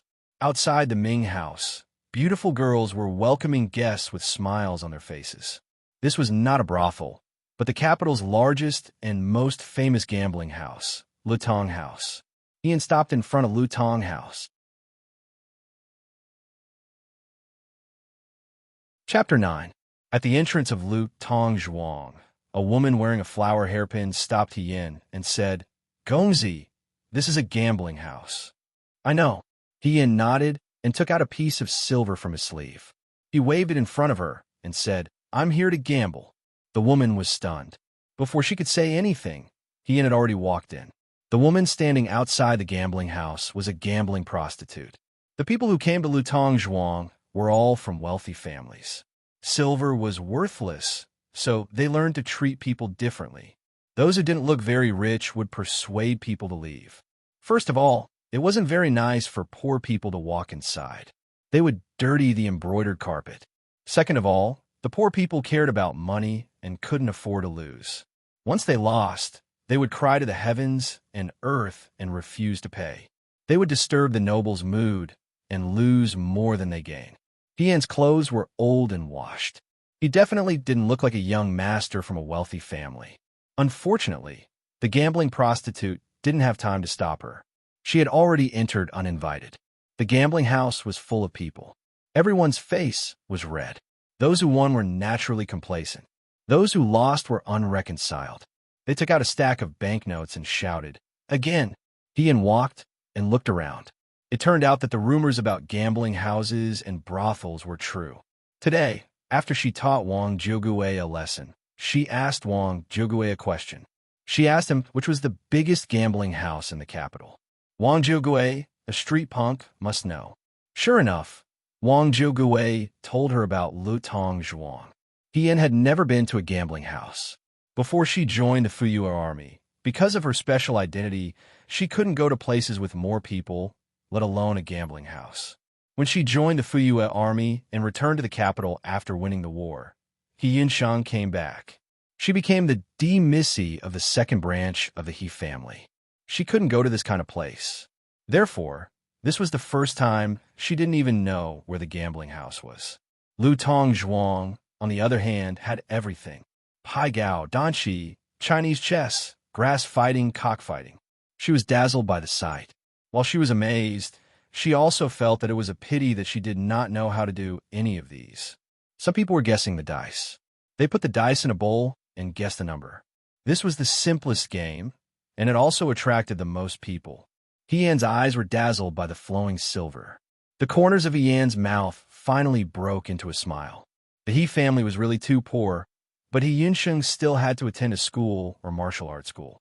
Pawn jewelry couldn't be exchanged for much money, and it was still far from being enough to buy a bundle. Even if he wanted to make a big cake and sell it, it would take a long time to save up. After thinking about it, Hien could only think of going to the gambling house. Although it was opportunistic, he could not care so much at the moment.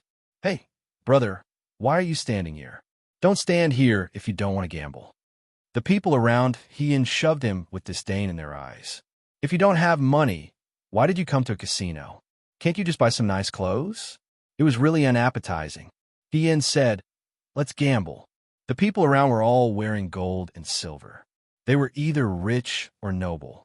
When they suddenly saw a young man in poor clothes, they couldn't help but look over. Hien took out the only 2 pieces of silver from his sleeve and put them on the table. Someone mocked, boy, you should think clearly. This is not a joke. I see that you don't have any other silver on you. Why don't you stop gambling? If you really lose and cry, others won't return the silver to you. It wasn't that such a thing didn't happen. Gambling was addictive. The more one lost, the more one gambled. Some people lost all their land deeds, wives and children. In the end, they regretted it and were kicked out by the people of Lutong village. This happened from time to time.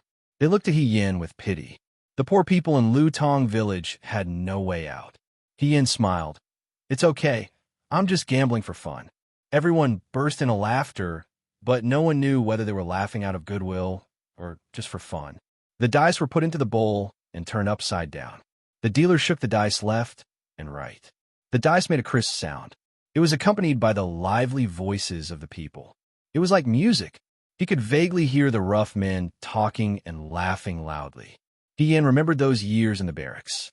When she entered the barracks, from a soldier to a deputy general, from a deputy general to a general, she didn't have any relationship with the He family. She relied on her own flesh and blood to earn her position. There was no other entertainment in the cold and bitter border. Those men in the barracks couldn't hold it in and secretly gambled. Hien would punish them every time he saw them. He couldn't stop them from gambling in private. Hien was also helpless. In the end, he could only rule that they couldn't gamble with silver. They could gamble with other things like a drumstick, a piece of dry food, or a piece of fur. They didn't really want to gamble, but they were really bored. Hien couldn't bear to deprive them of their only pleasure other than training and fighting. They let Hien play with them. Sometimes, Hien would join them for 1 or 2 rounds when he was in the mood. Every time, he lost badly. She lost almost all of her trinkets, but she wasn't angry. She just felt that there were specializations in this field. Not everyone knew how to gamble. The crisp sound of the dice stopped abruptly. The dealer put down the bowl and looked at her. Big, Hien said. Open. The bowl was opened. 2 dice lay quietly on the table. Everyone held their breath and looked over. The 2 dice, 1 5 and 1 6, were indeed big. Everyone was a little surprised. After a moment, the man who laughed at Hien laughed. You're lucky. Take this money and get some good clothes. Some scattered silver and banknotes were piled up in front of Hien. Hien pushed the silver out again. Everyone looked at her. Again, she said with a smile. Someone couldn't help but say, hey, this kid is a little arrogant. Brother, you'd better quit while you're ahead. It's good enough that you won. This was a kind advice. Do you really think you'll always be so lucky? Ha, children are so naive. Sounds of mockery, persuasion, and chatter filled his ears. Hien only had eyes for the 2 dice among the multitudes of people. He Yunsheng needed to attend school and become a military officer. Qing Mei couldn't finish all the chores, so the He family should hire more servants. It would be summer in a few months, and the rainy season would come. Some of the tiles on the He family's door were missing, so it would definitely leak. Both inside and outside, they needed silver. She wanted to find out about Su Zhiheng and He Rufei, so she couldn't do without silver. She didn't need a lot of silver, but she definitely couldn't do without it. Otherwise, when she couldn't move an inch, she would know that life was difficult. Have you thought it through? The middle-aged man who shook the dice stroked his beard and smiled kindly. He-Yin returned a polite smile. Again. Chapter 10. Money was piled up on the table, and some people stacked their jade pendants on top of them. A young and inexperienced boy who had good luck after good fortune naturally attracted the attention of others. Not long after, the place was filled with people who wanted to watch the fun. Big. Open. Gongzi, please choose. Small. Again. Open again. Open again. Open. In front of Yin, there was a pile of banknotes. The people who laughed at her just now had already quieted down. Even a fool could see that she was not a newbie who came to play for the first time. If it wasn't for the reputation of Lutong Zhuang, others would have suspected that she was working together with the banker to deceive outsiders. The faint sound of the night watch came from outside. Yin said, "It's getting late. I should go back." Gongzi, the bearded old man, smiled. "Let's play one last round.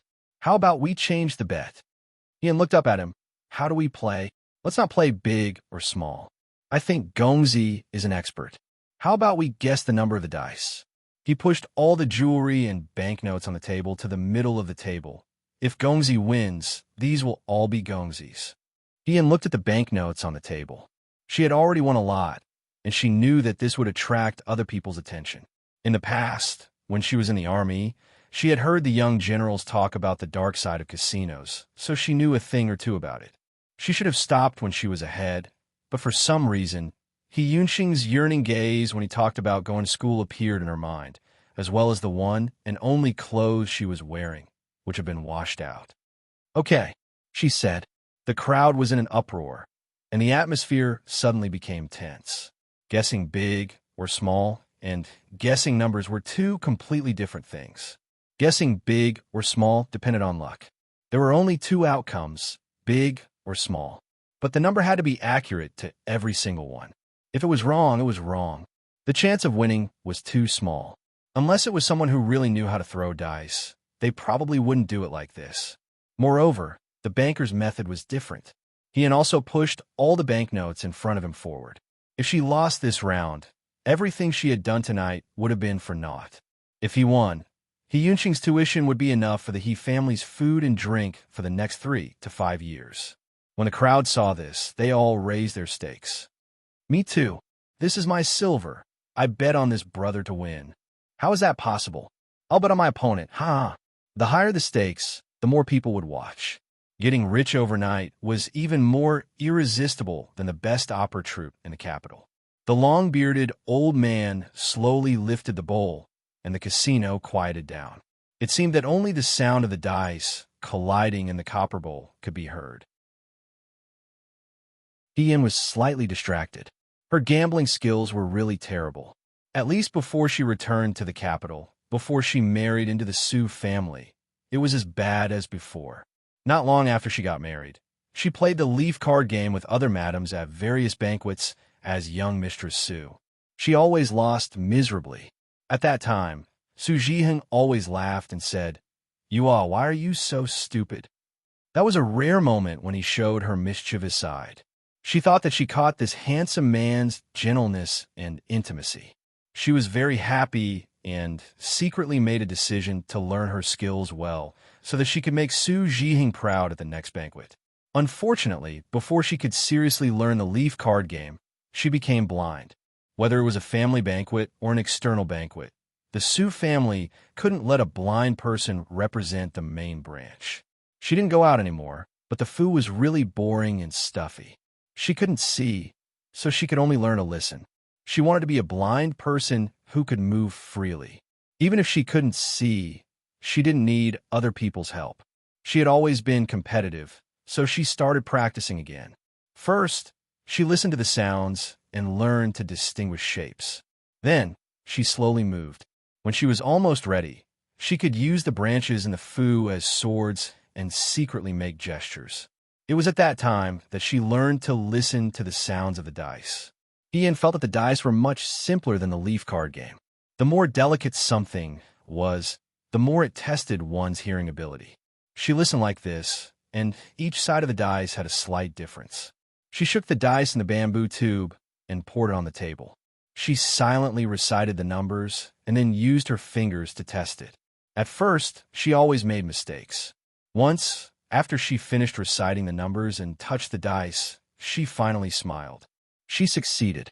The Sioux family's servants secretly talked about her. They said that after the young mistress became blind, she went crazy and shook the bamboo tube in the room all day long. However, they gradually discovered that Hien didn't need anyone's help.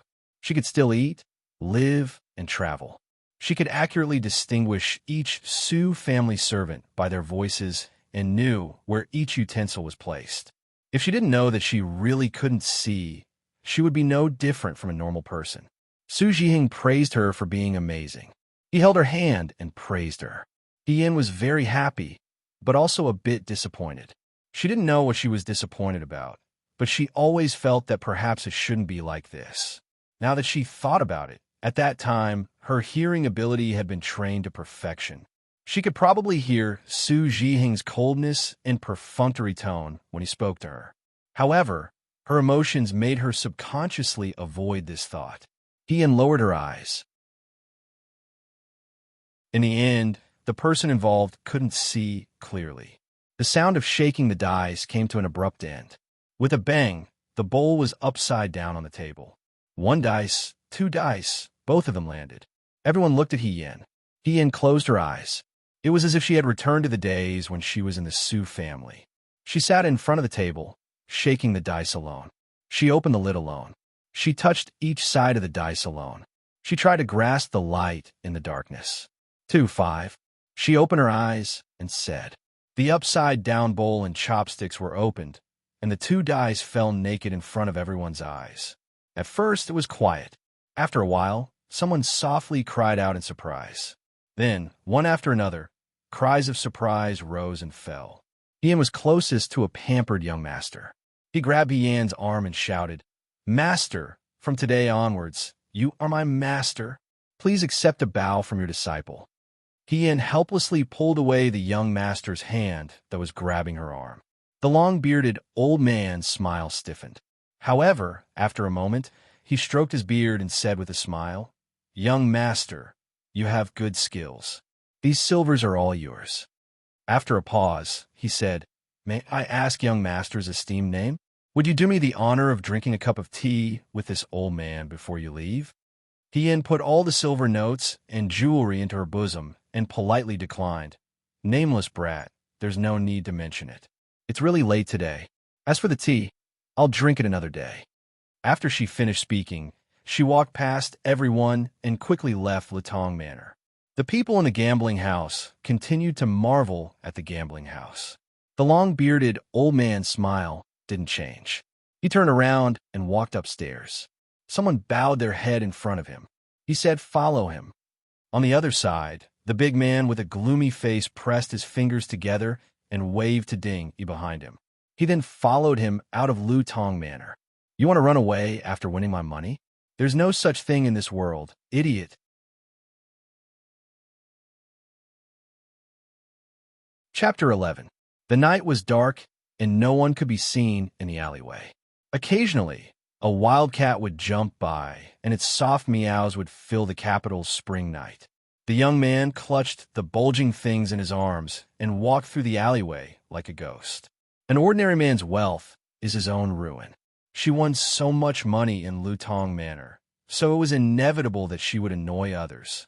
If she was followed on the main road and exposed, the He family would suffer more losses than gains. She didn't want to cause trouble for the He family. However, the more afraid something was, the more it would happen. Hien stopped. At the end of the alleyway was the street facing the road. Because it was not as lively as Lutong Manor, there were many small shops and taverns. At this moment, the doors were already closed. It was dark and there was no one. Only the moon and stars fell on the ground, illuminating a little bit of light. Hien turned his head and squatted down to pick up a few stones.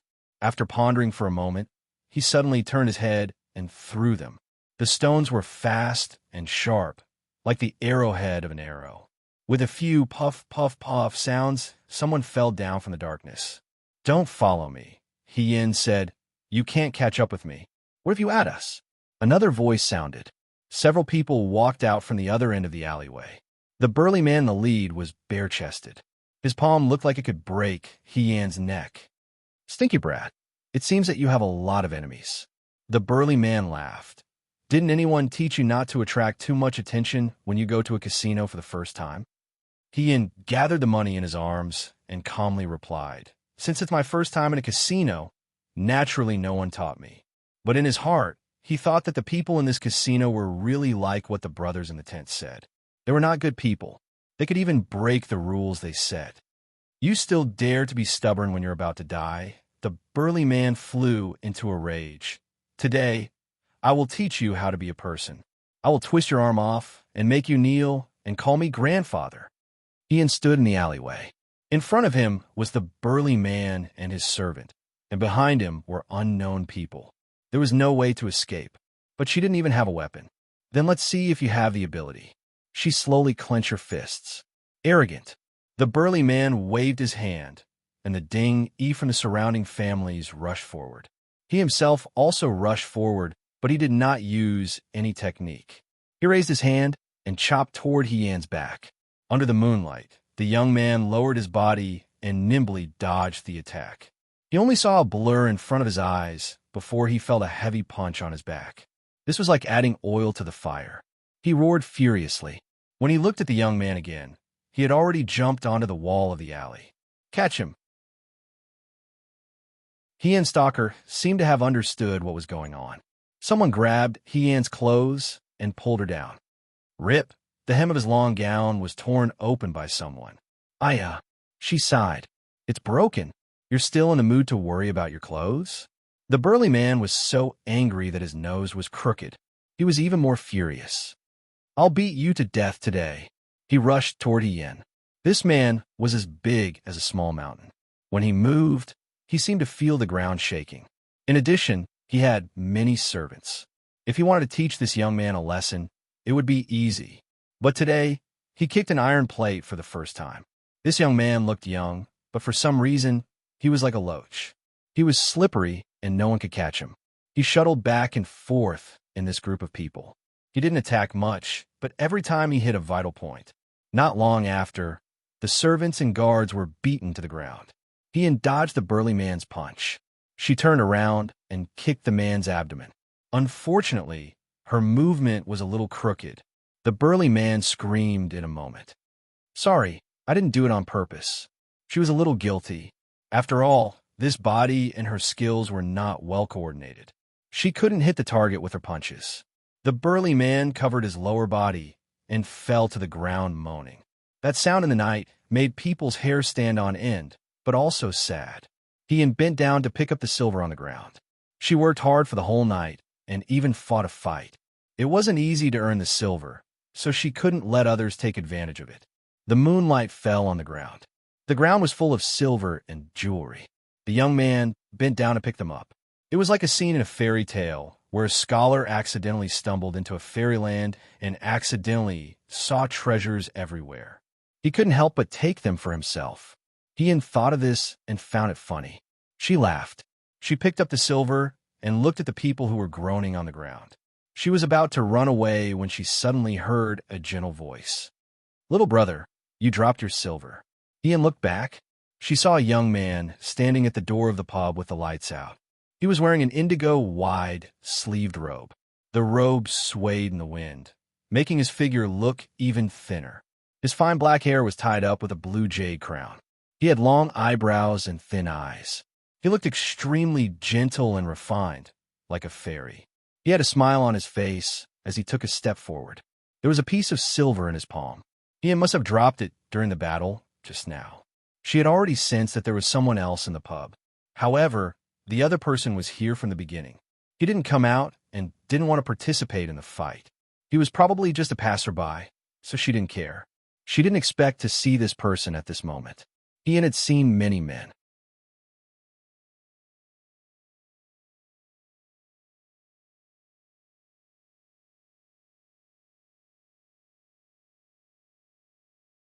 Chapter 12. Ian took the money and returned home.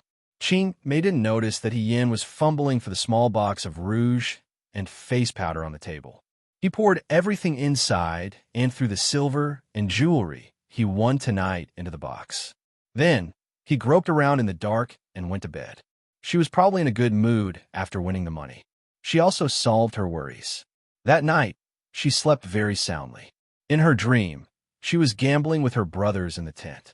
The men in the army shouted at the top of their lungs, "Open! Open!" Ian looked embarrassed. Someone laughed. "General, why did you lose again? Did the general win once tonight?" The deputy general pretended to shake his head. The general is not good in this aspect." "Get lost. What do you mean by not good or not good? Haven't you heard of the saying that if you are frustrated in love, you will be successful in gambling? The general is frustrated in gambling, but he is invincible in love. What does an old bachelor like you know?" Ian heard this and laughed. She laughed and laughed. Then, she felt someone pushing her. She opened her eyes and saw Ching Mei's face.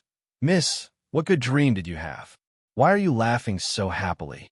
The sunlight had already reached the window sill, and the room was bright.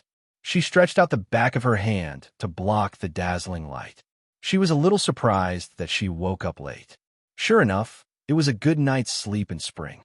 She thought of the dream last night and couldn't help but sigh. The men in the past said that her gambling skills were bad, so she was successful in love. They were completely wrong. However, in a way, they were right. Now that she was able to kill everyone in Lutong Manor, she was successful in gambling, but she was naturally unsuccessful in love. That was why she was defeated so badly. Yunxing's unhappy voice came from outside the door. "Ian, it's already late in the morning. Are you still going today?" From the beginning, she strongly opposed to Yan's request. Now, she was used to chopping firewood with him. Yunxing didn't understand how he and Yan ended up in this situation. "Wait for me." Yan quickly changed into a clean set of clothes.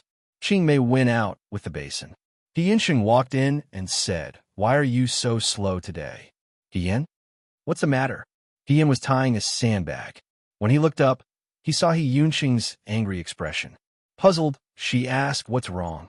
Yunxing pointed at the chair. "What's wrong? Why don't you take a look?" The young man's tone was filled with anger. If there was a fire on his head, it would have ignited the entire house. Yan looked in the direction of his finger. On the chair was the maroon gown that Yan had borrowed from Yunxing last night. After she returned to her room, she casually took off her clothes and threw them on the chair. She hadn't remembered this since she woke up in the morning. Before Yan could react, Yunxing stepped forward and shook off the gown. The long robe had been crumpled into a ball by Yan and was stained with dirt. Now that it was shaken like this, it revealed a tear in the middle of the robe. It was as if someone had cut it in the middle of the robe. It was very miserable. "This is the gown that you mended for me." Yunxing was burning with anger. Last night, he was touched and thought that this sister really cared for her younger brother. Now, she was really sent by the heavens to punish him. "This is a misunderstanding. I can explain." Yan tried to calm the child down. "Explain? How can you explain? Do you know?"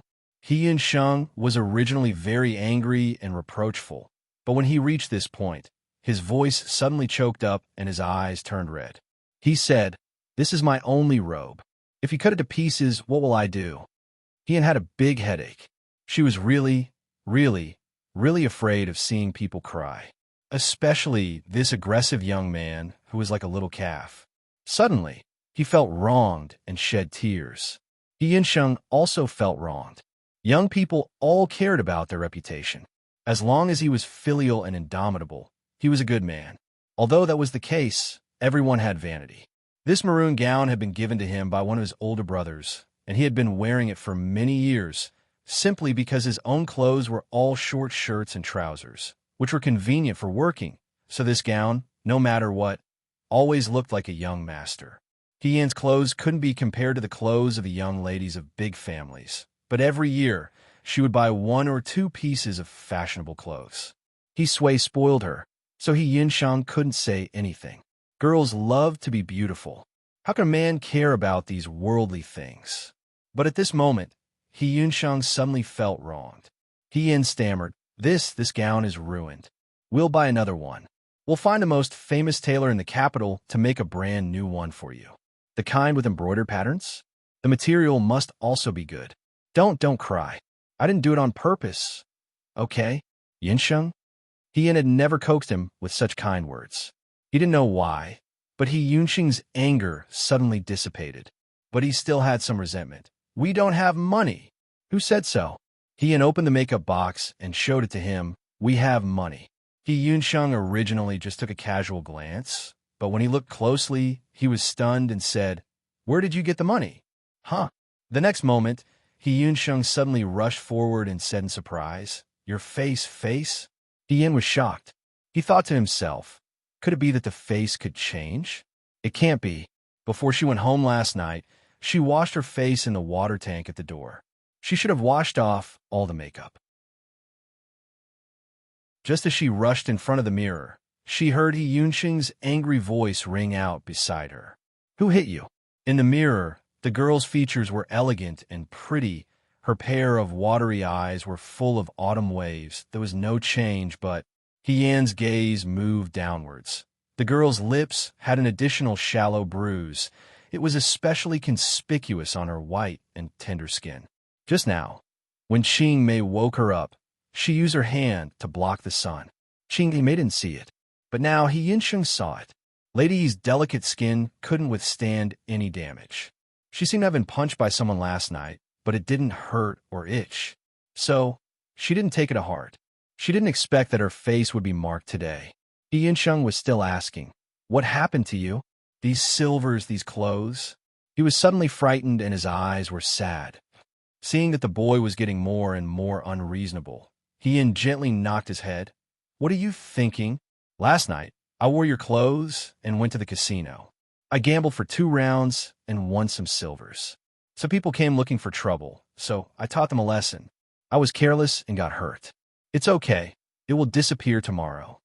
She said it casually, but she didn't know how much her words shocked the boy in front of her. He Yin went to the casino? He Yin went to the casino and won money? After He Yin won the money, someone came looking for trouble and even taught the other party a lesson? No matter which one it was, He Yunsheng couldn't accept it. He even suspected that his sister had been switched. How could these things be so unimaginable? Yes, He Yin calmly explained, because we were too poor, I wanted to go to the casino to try my luck. Who knew that my luck was so good? It was probably God's blessing. I was very afraid of those people who came looking for trouble, but recently, I went to the mountains to chop firewood with you. My strength increased a lot, so I was lucky to beat them.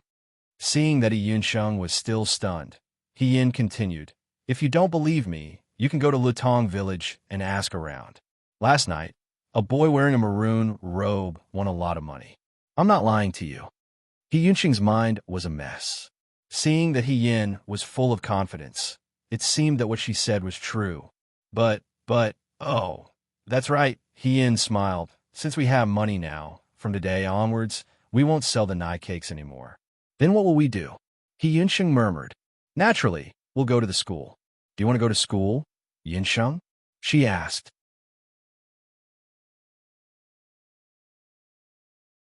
Chapter 13. He Yunsheng's mind was still thinking about what He Yin had said just now when he stepped out of the door. Do you want to go to school, Yunsheng? Of course he wanted to. There were teachers in school and teachers in martial arts. He could study with other youths of the same age. When the time came, whether it was the imperial examination or the military examination, he would be able to rely on himself to find a future.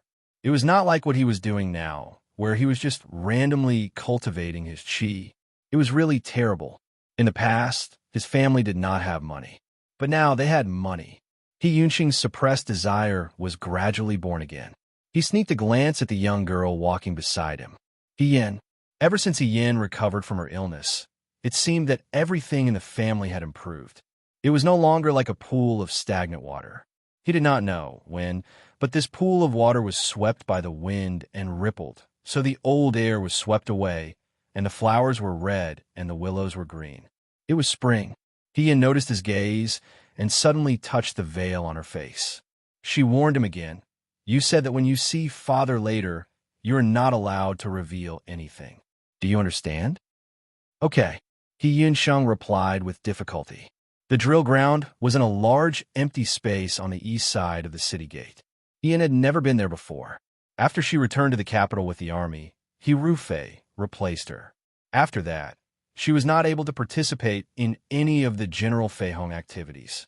It was just that when she went on an outing as young Mistress Su, she happened to pass by it once.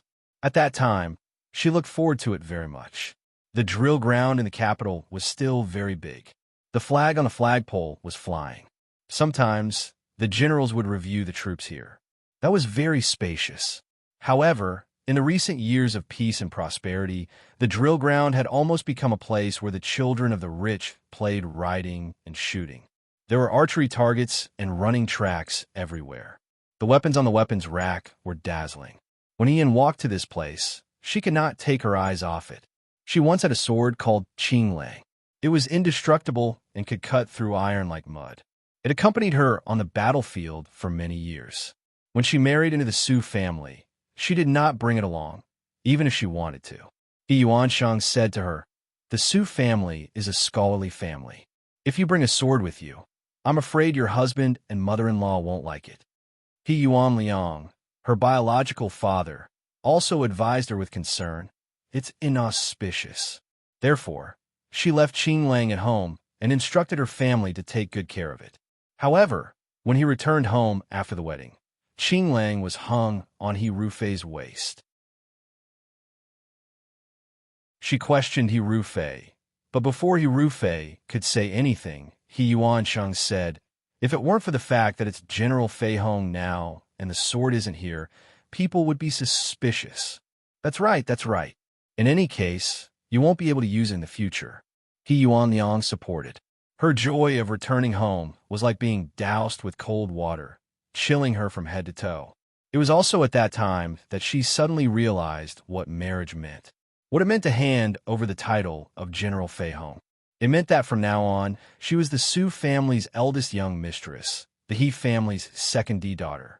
She would be at home, assisting her husband and teaching her children. She would be at the same level as her husband. Her sword, her horse, her comrades, her freedom, her achievements and achievements that she had fought for, would all be given to someone else. And no one would know. First, it was her Qinglang. Then, it was her horse. Then, it was her subordinates. Her everything. All her hard work over the past few decades had become someone else's wedding dress. She had nothing. He Yuanqing asked, "Hey, what's wrong? You don't look well." He Yin was startled. When she came back to her senses, she smiled and said, "It's nothing." She looked left and right. "Why don't I see father? They seem to be over there." He Yuansheng pointed to the track on the other side. "They're probably training the horses." The school often bought new horses. Some of them were wild and unruly, so they needed to be trained for a period of time. Nowadays, the rank of the gate commandant was extremely low. When they weren't patrolling the city, in a way, they were almost like training partners for the nobles who came to the school. "Let's go," He Yuanqing said. He nodded and suddenly stopped. She picked up an iron head stick from the top of the weapon rack and held it in her hand. He Yuanqing asked, "What are you going to do with this?" "Feel it." He Yin said, "Let's go." He Yuanqing was speechless. The two of them walked towards the track next to the stable. Before they got close, they heard a clamor. The two of them looked up. Two horses galloped past in front of them. On one of the horses sat a young master in brocade clothes. On the other horse sat a person who was as sturdy and dark as a black bear. Who else could it be but He Sui?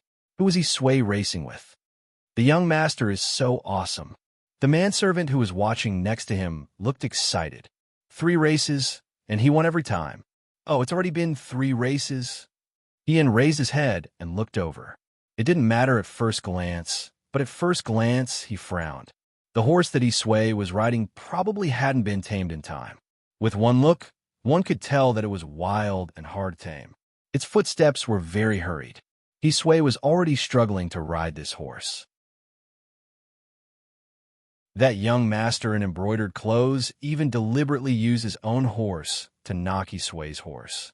He even saw that his horse whip hit He Sui's horse's butt. The wild horse was alive and kicking and almost threw He Sui off. He Yinsheng called out, "Father!" His heart was in pain. The young master in brocade clothes laughed. This battle was finally over. He Sui's horse came to a stop. When it came to a stop, it was with great difficulty. It struggled on the spot for quite a while before it finally calmed down. The young master in brocade clothes had already been helped off the horse. He said proudly, "Commandant, he is still not good enough. He can't even tame a horse. But this race is better than the previous one. At least he didn't fall down and get kicked by the horse." Fall down? Get kicked? Ian looked up at He Sui. The big man's face was bruised and swollen. There was a hoof print on his clothes. Obviously, he fell down hard. This guy. She couldn't help but feel a little angry. The young master in brocade clothes smiled and threw out a silver ingot. Good, good. I'm very happy. This is for you." The silver ingot fell to the ground. He Sui bent down to pick it up regardless of the other's eyes. Then he smiled and thanked. "Thank you, young Master Zhao." He Yinsheng had never seen his father's humble side. He was furious and shouted, "What are you thanking me for? Can't you see he is playing with you?" "Yinsheng?" He Sui saw He Yin and his son. He asked, "Yin Yin, why are you here? Who is this guy?" Young Master Zhao asked. "This is my son, Yinsheng." He Sui smiled apologetically. "Oh," young Master Zhao said, "your son seems to be very unhappy with me. What's wrong? Children are not sensible." He Sui pressed He Yunsheng's head. "Quickly say sorry to young Master Zhao." "I don't." He Yunsheng struggled. This young Master Zhao was clearly humiliating He Sui, toying with He Sui like a servant. But why? No matter how low He Sui's rank was, he was still an official and not a servant of the Zhao family. Why should he be humiliated like this? He Yunsheng held his head high and refused to admit it. Young Master Zhao glanced at him, as if his interest was piqued. "How about this? I originally planned to let your father have another round with me, but I've changed my mind. If you have another round with me, this young master will reward you with an ingot of silver." He stretched out his hand, and the servant handed over an ingot of silver. "No!" He Sui was shocked at first. Then he bent down and smiled. "Yunsheng has never touched a horse before. Let me accompany you." He Sui usually favored He Yin, but it did not mean that he did not love his son. This young master, Zhao, was not a good person, but he was used to being humiliated by rich people. He did not care about this little bit of humiliation. He Yunsheng should go to school at his age, and he should prepare some dowry for her. She could not go to her husband's house and be looked down upon when she got married. But he did not have any other skills. Other than selling his strength, he could only please these rich people and make money. He Sui didn't expect that his son and daughter would see his pathetic state today. He Sui felt ashamed and sad. Yinsheng was a young man. He could not stand these insults. But he did not know that people were evil. With his body, if he really had a horse race with young Master Zhao today, he would lose half of his life. One had to know that this horse was a new, ownerless wild horse that had not been trained even once. Not to mention racing, it was not easy to even ride this horse. He could not let anything happen to his son. "I will do it." He Sui smiled. "No." Young Master Zhao shook his head. "I want him." He Sui's smile froze. In the stalemate, someone suddenly spoke. The clear voice broke the silence. "Or, I will have a race with you." Everyone looked to the side. The person who had been silent suddenly spoke. Then they realized that there was a girl standing there. She was wearing a light red and white short-sleeve coat with a long robe and a scarlet skirt. Niao Niao, her face was covered with a white veil. Only a pair of beautiful eyes could be seen. She was smiling. "Who are you?" Young Master Zhao asked. "Me." The girl nodded slightly. "I'm just a horse trainer."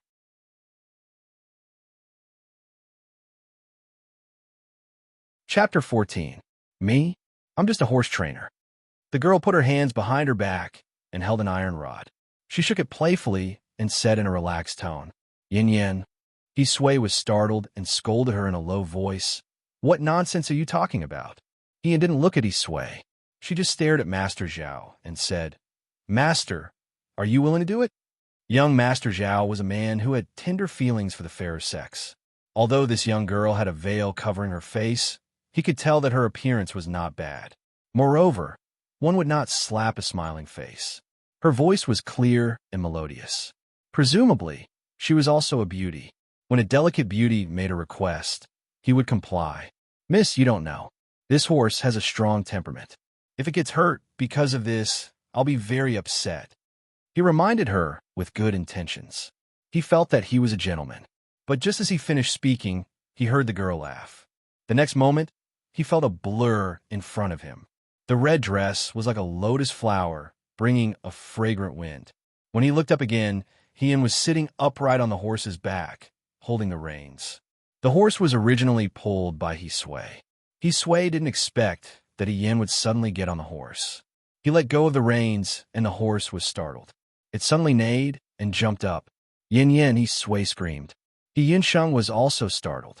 Hien didn't panic. She simply threw away the reins and grabbed the mane on the horse's neck. She held it tightly and didn't let the horse fall no matter how hard it struggled. She lowered her body and put her ear next to the horse's ear. She made a series of strange sounds. Strangely, gradually, the horse stopped struggling. It retracted its front hooves and calmed down. Everyone was surprised. "Yin Yin, come down." Hisui's heart was finally at ease. He hurriedly reached out to Hien. "Don't fall." Yinseng finally came to his senses. The boy bit his lips. His face was pale, and his voice was trembling. "You? Come down. Do you want to die?" "Ha ha ha ha." Young Master Zhao, who had been in a daze, suddenly laughed out loud. "I didn't expect this lady to be such an expert." Since that's the case, he also mounted his horse. "What's wrong with accompanying Miss?" She was indeed very charming. Hien smiled faintly. "Then be careful, young master. I've said before that I'm a horse trainer." After saying this, she stretched out her hand and slapped the horse's butt, causing it to gallop away in a cloud of dust. "He's not using a horse whip?" Young Master Zhao mumbled. He then whipped his horse. "Let's go." The two horses kicked up a cloud of dust on the track, leaving behind a crowd of dumbfounded people. Hisui slowly turned to look at Yinseng. Yinseng quickly explained, "Don't ask me. I don't know when she learned how to ride a horse." Hisui seemed to be in a dream. He knew his own daughter best. She barely knew how to play the zither, chess, calligraphy, and painting. She was outstanding in dressing and dressing. But when it came to riding a horse or swordsmanship, not to mention proficiency, it was already good enough that she didn't roll her eyes when she heard the name. Hien liked those romantic and elegant young masters. She liked to drink tea, discuss poetry, and admire flowers under the moon. She stayed away from these uncouth things, afraid that they would hurt her delicate skin. But her posture of mounting the horse was so practiced, as if she had done it thousands of times and was used to it. She was even better than him, her father. That wild horse was as obedient as a kitten under her hands. She didn't even use a whip? How'd she do it? Hisui looked at the figure on the track. Hisui couldn't tame the wild horse, but Hien was as agile as the wind. Her posture was graceful. Because it was not convenient to wear a long dress, she pulled the dress aside to reveal the trousers inside. But not only was it not rough, there was an indescribable sense of elegance. Young Master Zhao couldn't catch up with her. Young Master Zhao was a little annoyed. He came to the school field to be in the limelight, not to lose face. Hisui made him very happy just now, but what was wrong with this girl? He couldn't lose to a woman, and this woman was riding a wild horse that hadn't been tamed. Did he want to be laughed at? Absolutely impossible. Suddenly, a competitive spirit grew in young Master Zhao's heart. He whipped the horse harder. The horse felt the pain and rushed forward. It was about to overtake Hien. Yes, that's it. Looking at Hien's figure getting closer and closer, young Master Zhao couldn't help but feel proud. He learned to ride when he was 7 years old. After so many years, how could he lose to a woman? His horse finally overtook Hien. Young Master Zhao laughed out loud. "Miss, you have to work harder. Young Master is so brave." Hien's voice was a little surprised. "It's also the first time someone has caught up with me." As she spoke, her fingers touched the swinging iron-head stick at her waist.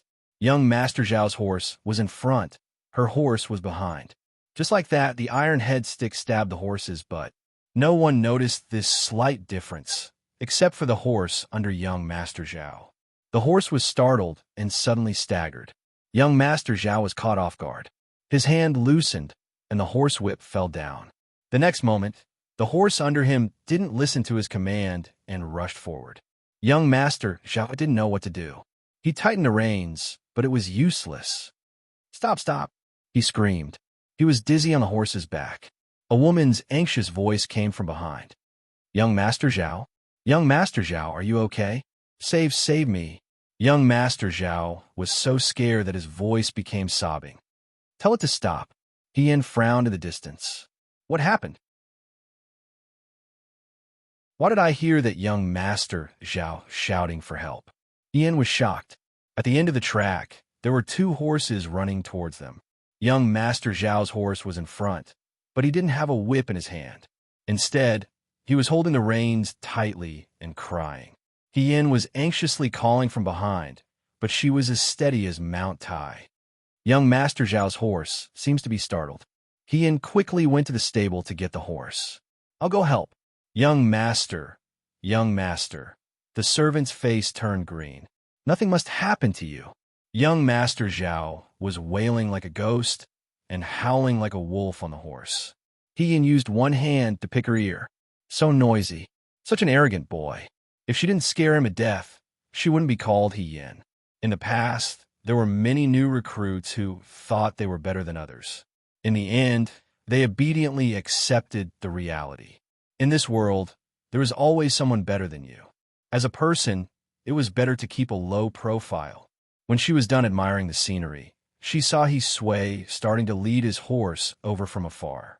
Only then did Yin slap the horse's butt again, causing it to stop. She flew off the horse, her movements like lightning, one hand holding the iron head stick horizontally in front of young Master Zhao's horse's neck.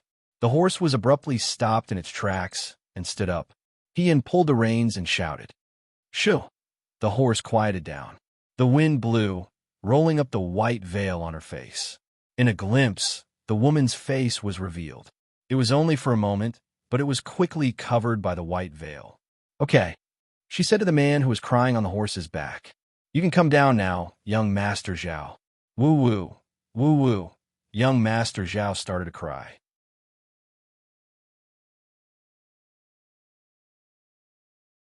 Chapter 15. The sobbing young Master Zhao wiped his tears with the back of his hand and cursed softly. When he got off the horse, his legs were weak, and he almost fell. The servant quickly went over to support him and said, young Master, are you okay?" Young Master Zhao kicked him. "Do I look like I'm okay? You scared me to death just now." Hien said, "It's all my fault. If I didn't insist on having a horse race with young Master wouldn't have been frightened." She was very apologetic and sincerely apologized. "I hope young Master won't take it to heart." "Mind? What would he mind? The other party was his savior. How could he mind?" Young Master Zhao forced a smile, but he was still holding back his anger. He looked at the main culprit's mount, which was still chewing on the grass with its head lowered. He was furious and waved his hand. This traitorous beast, it almost caused this young Master to be injured. "Drag it out and behead it. I'm going to cut him into pieces and make him into dried horse meat." Yinsheng frowned, and Hian's smile became cold. Horses, for a general, were not only a mount, but also a comrade who went through life and death together. They couldn't speak, but they would carry soldiers and charge into enemy lines.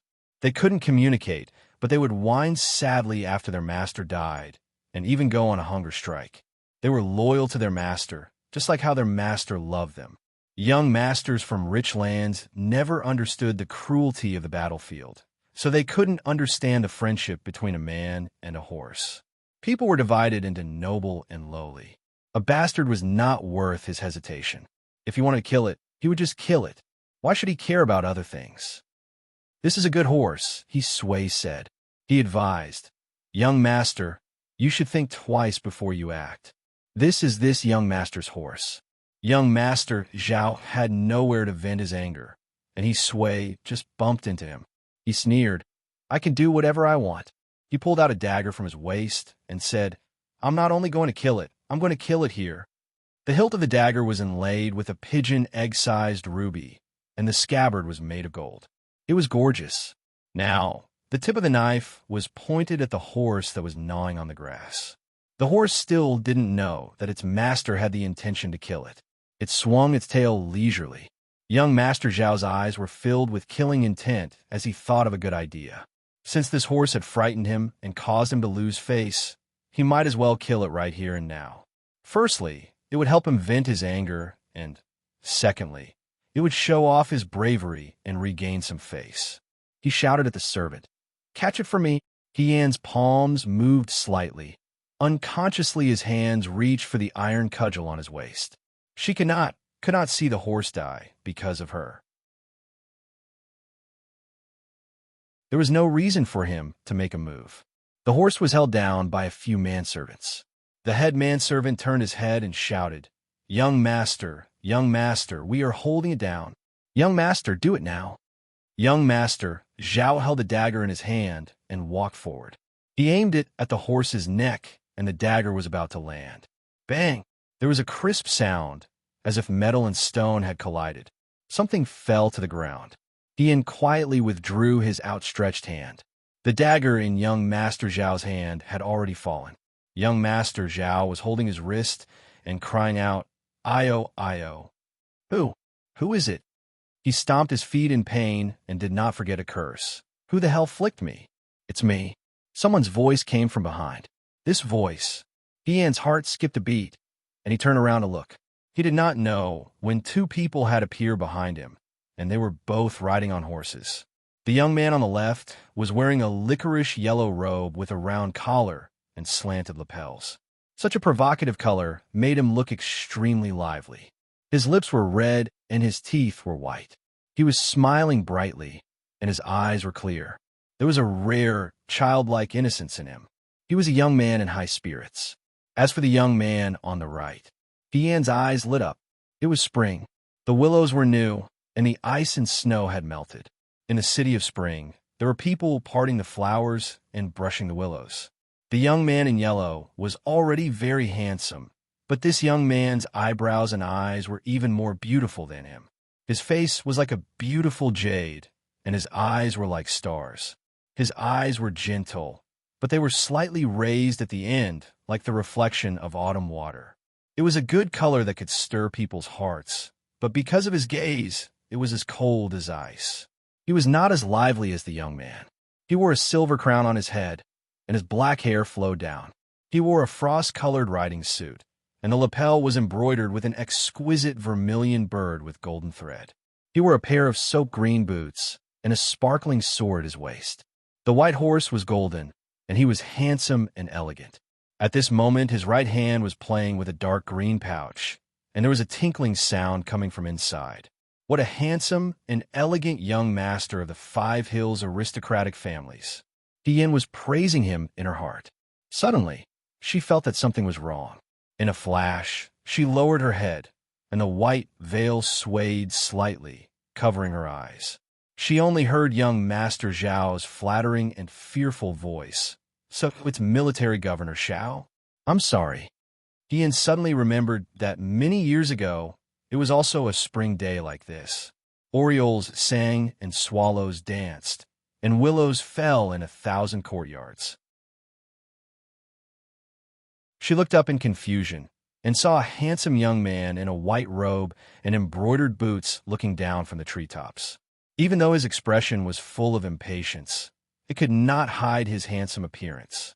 The spring light was lazy, and the wind was beautiful. He was like a jade in a painting, dimming the spring scenery of the city. Xiao Ju, Xiao Huijin, her rival in her previous life, and her former classmate. He was also the famous military governor of the Right Army, General Fengyan.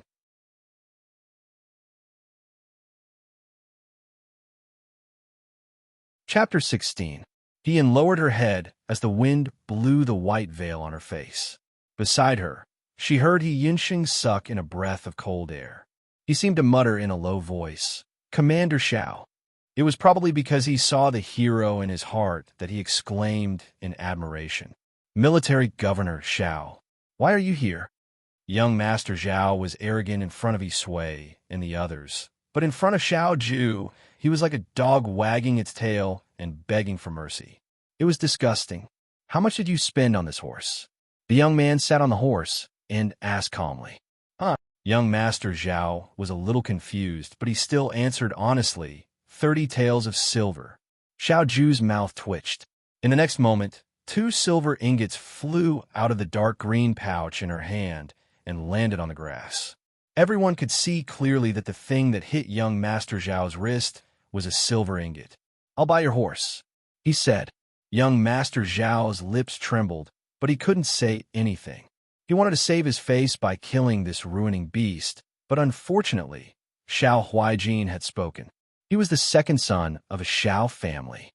He couldn't afford to offend him. Young Master Zhao could only swallow his anger and smile. Military Governor Xiao, what are you saying? If you want this horse, I'll give it to you. No need. He said, I don't deserve it. Yin sighed in relief. Xiao Ju was a general like her, so she couldn't bear to see someone kill a horse in the middle of the street. When this horse met Xiao Ju, it managed to avoid a calamity. Just as he was thinking about this, He Yunsheng suddenly stepped forward. He looked at Xiao Ju with a face full of admiration and said, Thank you, General Fengyan. Saving a horse's life is better than building a 7-storied pagoda. Amazing. He Yin was speechless. Even if He Yunsheng wanted to strike up a conversation with his hero, he shouldn't have said that. How could he say such embarrassing words? He should have said to study more, otherwise he would end up like this. Xiao Ju was laughing at him. However, Xiao Ju did not say anything sarcastic today. Instead, she turned to look at He Yunsheng. Her clear eyes sparkled like stars as she asked, Do you like this horse? He Yunsheng glanced at it and answered honestly, I like it. It's for you, he said. Thank you. He Yunsheng was shocked and was about to say something when he saw that Xiao Ju and the yellow-clothed young man had already urged their horses forward. He didn't want to stay here any longer and could only chase after them for a few steps before stopping and looking at their backs disappointedly. Ian walked up to him and waved his hand in front of him. Are you back to your senses? He Yunsheng retracted his gaze and turned around. Where's Zhao? He left long ago. Ian rolled his eyes, as if he couldn't stand He Yunsheng's silly look. When you were looking at second young Master Xiao. Even if young Master Zhao was unwilling, he didn't dare to cause trouble for Xiao Ju. He could only take the money and leave angrily. He Yunsheng walked up to the horse that was abandoned by its owner. He touched the horse's head as if he was caressing a lover's keepsake and said, This was given to me by General Fengyan. Then why don't you bring it back and worship it? Set up a memorial tablet? He Yin asked. He Yunsheng glared at her. What do you know? If Military Governor Xiao didn't pass by just now, this horse would have been killed by that Zhao guy. Military Governor Xiao is indeed a young hero. When he sees injustice on the road, he pulls out his sword to help. Stop, stop, stop. He Yin interrupted him. Say something else. She thought that He Yunsheng was indeed a child who didn't know the evils of the world. Xiao Huijin wasn't a chivalrous hero who saw injustice on the road. This person was very heartless. Yin Yin, why did you come out wearing a veil? He Sui, who hadn't spoken much, finally found a chance to speak. Also, how did you know how to ride a horse? Father was scared to death just now. You can't be so reckless in the future. If something happens to you, how can I explain it to your mother in the future? He Sui spoke much more to He Yin than to He Yunsheng. This is my recent makeup. It's a trend in the capital to wear a veil when going out. It looks mysterious and beautiful. He Yin spoke nonsense seriously. Father, do you think it doesn't look good? He Sui. Good, good, good. It looks very good. He Yunsheng rolled his eyes. He Sui actually believed such a clumsy excuse. He Sui naturally believed it. He didn't know much about these girls' playthings. He only knew that He Yin always liked to dress up. It was natural for her to follow the trend. Moreover, he would never think that his arrogant and weak daughter would go to a gambling den to fight with others. It must have been a mistake. As for riding a horse, I learned it with a friend. I only know a few tricks. I'll practice more in the future. Ian said vaguely. On the other side, Xiao Ju and the boy in yellow were riding their horses out of the school grounds. It was really interesting just now. The boy in yellow laughed. Uncle, did you see that? The girl on the horse secretly did something. That's why that Zhao guy fell. It was fun. Xiao Ju's expression was indifferent. He did see it. They just happened to pass by the outskirts of the school grounds. The girl's movements were agile. When that Zhao guy wanted to kill the horse, he believed that even if he didn't say anything, she would have done it. Her hand was already reaching for the iron head stick at her waist. It's a pity that she kept her head down. I didn't see what she looked like. The boy in yellow rubbed his chin. Why don't we go back now and ask for her name? Maybe we can see what she looks like. Go by yourself. Xiao Ju was unmoved. That won't do. She looked at you before lowering her head. She must have been shocked by Uncle's beauty and became shy. I think that there are more interesting girls in the capital recently. A few days ago, I saw the girl at the bottom of the Drunken Jade Tower who fought against 10 people by herself. Today, I saw the girl riding a horse at the school grounds. There are so many good girls in the world. Why can't any of them belong to me? The boy in yellow sighed and beat his chest. Xiao Ju looked at him calmly. Chung Li Su, if you don't shut up, I'll send you back to the Chung family. No. The boy named Chung Li Su immediately sat up straight. You're my biological uncle. You can't just watch me die. I'm relying on you now. As they spoke, they suddenly saw a few people standing not far from the weapons rack. The leader was a young man in blue. He was thin and looked like an immortal. He looked at them with a smile. They didn't know how long he had been standing there, but from where he was, he must have seen everything that happened at the school grounds. Isn't this the fourth young master of Shi Jin's household?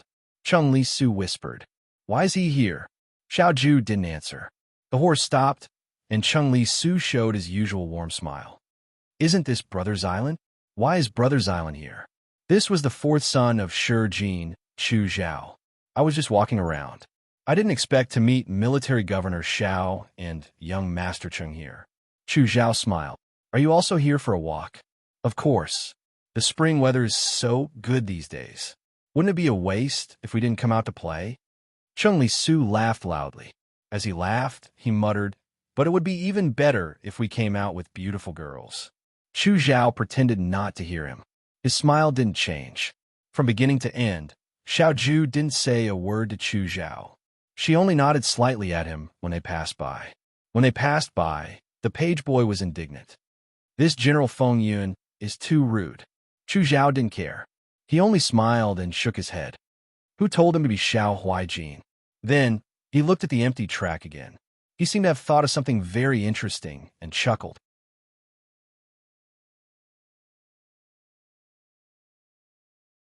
Chapter 17. He went to the drill ground empty-handed, and when he came back, he had a horse in his hand. Yunshang felt like he was trying to gain something without risking anything. When he thought of this, he quickly spat a few times in his heart. How could this be called gaining something without risking anything? This was a gift from a hero. But that General Feng Yun was even more handsome and elegant than the rumors said. When would he become someone like second young Master Xiao?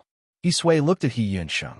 The young man's face was full of reverie, and he didn't know where his mind was.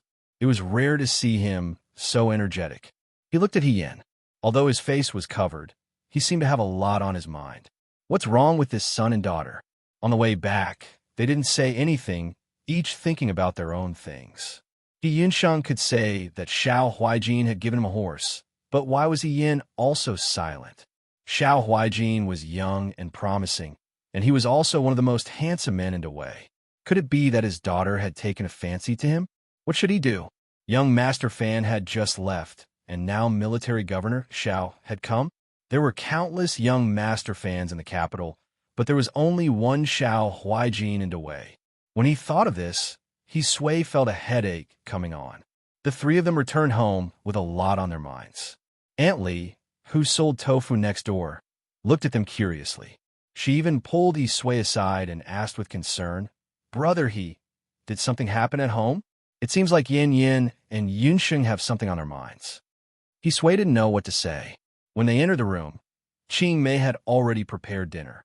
Everyone was eating porridge. As they ate, He Sui finally remembered to ask, Yin Yin, why did you come to the drill ground today? He Yin Sheng was fine, but He Yin never came to the drill ground. He Yin collected his thoughts and said to He Sui, it's like this. Originally, I wanted to tell Father that Yun Sheng should enter school at his age. The martial arts he learned on a daily basis were not as good as his master's teachings. It's not too late now. Spring is the time to start school. What do you think, Father? He Sui opened his mouth. For a moment, he didn't know whether to be gratified that his daughter was starting to worry about her brother or worried that he couldn't answer He Yan's question.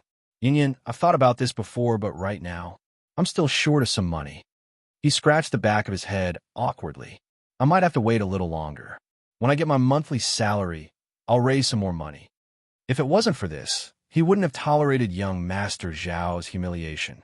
He Yinsheng lowered his head to eat, but his ears were pricked up. He knew that it was not easy for his father to earn money. He always felt that if he brought it up, it would be unfilial of him. He finally said these words that were hard to say, and he let out a sigh of relief. You don't have to worry about the silver. He got up and walked into the inner room. After a while, she came out with a makeup box. She opened the makeup box. He Sui and Qing Mei were dazzled by the jewelry and silver inside. He Sui's chopsticks fell to the ground. Yin Yin, where did this silver come from? Yin Sheng went to Lutong village and won it. He Yin answered fluently. He Yinsheng spat out a mouthful of porridge. He Yin blinked at him. Her expression didn't change when she lied. Yunsheng's luck is really good. The first time he went to Lutong village, he won a lot of silver. I counted it. The silver is enough for us to use for a few years. He Yinsheng moved his lips, but didn't say anything. What could he say? He Yin said that the person who gambled was him. He Sui didn't believe it. Even he didn't believe it. Moreover, He Yin was wearing his clothes that day. Other people only remembered that he was a teenager. He really couldn't explain himself. Moreover, when he thought of the scene when He Yin stood up for him and raced the horse with that surname Zhao, he couldn't help but feel a sense of pride. Just take it as being loyal. He will take the blame for this. He Yinsheng said, yes, I won it from gambling. Father, let's take this silver to school. He Sui looked at him steadily. You won this at the casino? Yes. The first time you went to the casino, you won a big victory? Indeed. Indeed, indeed. He Sui flew into a rage. He slammed the table, picked up a piece of wood from the table, and hit He Yinsheng. You unfilial son. You actually dared to go to Lutong village. Your father worked hard to provide for you, but you actually dared to go to Lutong village. Do you have any shame? How can you face your dead mother? He Yinsheng covered his head and scurried away. Father, it's because our family is too poor. If you didn't tell my mother, how would she know? You're still quibbling. Where did you learn this dissolute habit? Go to the casino. He Yinsheng, I think you're going to overturn the heavens. He Yin silently shrank into a corner of the room. What close call, what a close call. He Yinsheng had to take the blame for this. He Sui knew that she was the one who did it. What if she accidentally hit He Sui back and hurt him? Then she would really be an unfilial daughter. After a round of chaos, this matter finally came to an end. In the end, He Yinsheng was beaten up, but he still managed to gloss over this matter. The next step was to consider which school in the capital to choose for He Yinsheng. It would be best to choose a school that had both martial arts skills and skills. It couldn't be too bad or too good. Birds of a feather flocked together. The best schools were all for the children of wealthy families. It was inevitable that He Yinsheng would be contaminated with some bad habits. He Yinsheng sat in He Yan's room and tapped the small comb on the table against the lampstand. He said, I can't find a good school after so many choices. It's really giving me a headache. It's not something that can be decided in one night. He Yin glanced at him. There's still plenty of time in the future. He Yinsheng curled his lips. Now that you're experienced and knowledgeable, don't you know which school in the capital is the best? I don't go to school. What do I know? He Yin said, I know about gambling. He Yinsheng said, then I really underestimated you. He Yin smiled at him. Thank you for the compliment.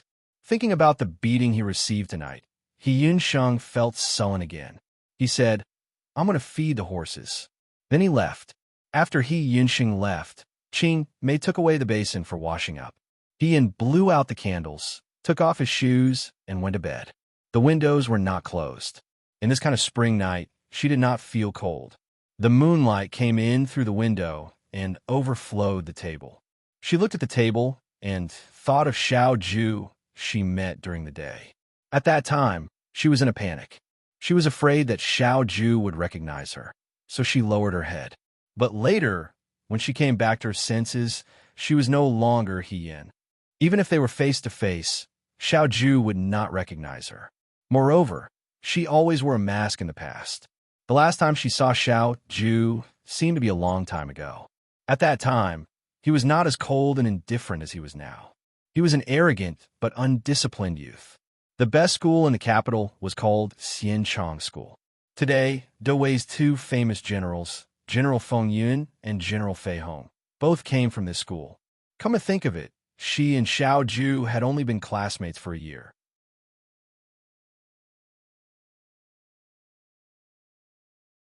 Chapter 18. Everyone said that General Fei Hong and General Feng Yun were as incompatible as fire and water, fighting openly and covertly. But in fact, He Yin always felt that it wasn't that exaggerated. At most, they were both young men who joined the army, had outstanding military achievements, and were bestowed by the emperor at a young age. Everyone liked to compare them together. The others were just hearsay, embellished with oil and vinegar. After being passed around, they became unfamiliar books, making people not know whether to laugh or cry.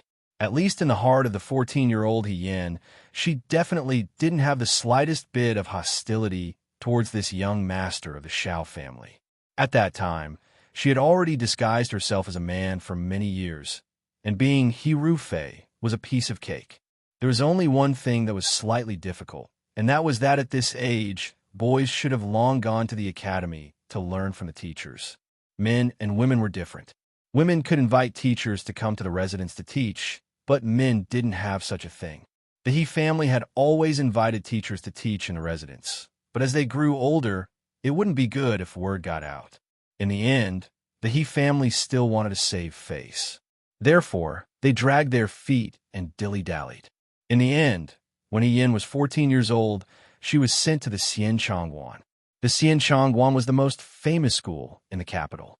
The founder of the school was once the current emperor's imperial tutor when he was the crown prince. The school taught the 6 arts, and each teacher was an outstanding person in the imperial court. Those who came to learn were nobles among nobles. Although the He family had a noble title, compared to the families in the Xianchangwan, they were still slightly inferior. Who knew that He Yuanliang had some kind of good luck? One day, when he was drinking in a restaurant, he came across a dispute and casually said a few words. The person he helped turned out to be a teacher in the Xianchangwan. He mentioned that it just so happened that there was a new student coming to the school in the spring. He remembered that the He family's first branch seemed to have a legitimate son, so why not send him to the Xianchangwan to learn from him? He Yuanliang hesitated for a long time before discussing this matter with He Yuansheng. He Yuansheng had always pursued fame and profit, so he felt that this matter was feasible. If He Yin was sent to the Xianchangwan, she might get to know a lot of other nobles. Being on good terms with them would only be good for the He family, and there would be no harm. If one day the real He Ru Fei returned, the title of Xianchangwan student would be icing on the cake for He Ru Fei. He Yin was very happy when he heard about this. She dressed as a man, but in the He family, she acted according to the rules of a woman. He couldn't play Kuju, couldn't show his face in public, and even had to secretly learn martial arts behind his family's back. However, if one were to say that she was a woman, then she was also incompetent. The daughters of the He family learned the 4 arts, but she, as He Ru Fei, could not follow them. It was as if he couldn't do anything. However, going to the Virtuous Prosperity Hall was different. It was said that there were many capable people there. Those who came and went were all talented people. There were also many youths of the same age. If they went, not only would they be able to learn some skills, they would also be able to make many friends. This was a benefit that women could not enjoy. She was suddenly glad that she had taken He Ru Fei's identity. He Yuanqing's wife, her mother in name, and her actual aunt handed the mask that had been meticulously made by the craftsman to her. She said worriedly, "You must be careful when you go. You must not let anyone discover your identity." He nodded. In fact, she didn't like wearing this mask. Although the mask was light, it was airtight, only revealing her chin and eyes. For so many years, she had never left the mask. She even wore it when she was sleeping. The craftsman was very skillful. One side of the mask was fastened into her hair bun and installed with a mechanism. Even if she fought, it would not fall off. Only she could open it. "Madam," he seriously warned, "remember, if you leak the trap, the entire He family will be destroyed." She knew that these words had been said thousands of times. The crime of deceiving the emperor would implicate 9 generations of the family. "I'll keep that in mind," He Yin replied respectfully. "Madam," he anxiously sent her to the carriage. In the eyes of outsiders, this was a scene of deep affection between mother and child. In He Yan's heart, she was greatly relieved. Her chest was overflowing with the joy of being free. She finally broke free from the days where her every move was controlled. Freedom was in front of her eyes. The carriage stopped at the entrance of the Virtuous Prosperity Hall. The servant sent her off the carriage and could only wait at the entrance for her to finish school. She came too early. The teacher had not yet arrived at the school. She could vaguely hear the sound of students reading and chatting. He stepped through the door, full of longing. The spring sun came out early in the morning. After entering the school, there was a large yard first, then a garden, and finally the school. There was a stable in the yard, which looked like a small drill ground. The garden was very elegantly renovated. There was a pond and willow trees. There was also a swing. The wind blew the swing slightly. He reached out and wanted to sit on it, but she didn't dare to. If a man played on a swing, she was afraid that people would laugh at her. She could only reluctantly touch it before continuing to walk forward. The willow trees had all sprouted. Clusters of green flowers fell into the lake, which made the mountain look more beautiful. The sunlight made people sleepy. She rubbed her eyes and saw a loquat tree in front of her. The He family didn't lack money to eat loquats. In these years, He also ate loquats. But this was the first time she saw a loquat tree full of fruit. The yellow fruit seemed to contain honey. It was full and fragrant. Under the sunlight, it was very tempting. She was only a 14-year-old girl, but she was very playful. Seeing this scene, she remembered the scene of the servant girls in the courtyard picking plums with bamboo poles in the summer. It was just that the eldest young master of the He family naturally couldn't pick plums himself. But now that they were in the school, picking a loquat should be fine, right? It wasn't shameful for a boy to pick loquats. Thinking of this, he rolled up her sleeves and prepared to go all out. But she came out in a hurry. Other than the bundle, paper, and pen that she gave to the teacher, she didn't have anything else. There was also no long pole around. Fortunately, the loquat tree wasn't very tall. She should be able to reach it by jumping. He stared at the nearest fruit in front of her. The fruit was pressed against the top of the branch. It was heavy and golden, as if it was tempting her to pick it. She jumped with all her might, but she missed. Almost. Ian wasn't discouraged. She persevered and jumped with all her might. She still missed. She had a personality that didn't admit defeat, so she tried again. Again, she missed. She failed again and again. She didn't know how many times she failed. Just when Ian was tired and panting, she suddenly heard a sneer from above her head. Ian looked up in confusion. The loquat tree was lush with branches and leaves. She only stared at the fruit and didn't notice that there was someone sitting on the tree. She didn't know how long this person had been sitting here. He probably had a panoramic view of all her actions. She looked up. The sunlight shone down, illuminating this person's face inch by inch. This was a beautiful young man in a white robe and embroidered boots. He looked lazy and arrogant. With his hands behind his head, he looked bright and elegant like a cool breeze leaning on a jade tree. He impatiently looked down. His eyes were moving. Yin was stunned. She had never seen such a good-looking young man. It was as if the whole spring scenery was shining on him. For a moment, she felt ashamed. Fortunately, the mask covered her blushing face. But in the end, She was still young and couldn't hide the amazement in her eyes. After the handsome young man glanced at her, he casually pulled a fruit down. Was he giving it to her? Hien felt a burst of shyness. The young man suddenly turned over and landed on the ground. Hien's eyes were dazzled by his white robe. She looked at the young man approaching with the fruit. For a moment, she hesitated and didn't know what to say. Should she say thank you? Or should she say that you were really good looking? She was so nervous that she wanted to reach out and twist the hem of her clothes. The young man had already walked in front of her. Suddenly, he smiled. This smile was like 1,000 flowers blooming. It was as bright as the spring dawn. Hien said excitedly, "Thank." Before she could finish the second thank you, the young man brushed past her. Hien? ? She looked back and saw the young man in the white robe tossing the big yellow loquat up and down as he walked forward. His posture was leisurely, as if he was laughing at her unrequited love. Hien stood in the same place. After calming down for a while, she followed the young man into the school. However, she had just walked to the entrance of the school when she heard people talking inside. It was very lively. A cheerful voice asked, "I heard that the new eldest young master of the He family is also coming to our school today. Brother Huijin, did you see him?"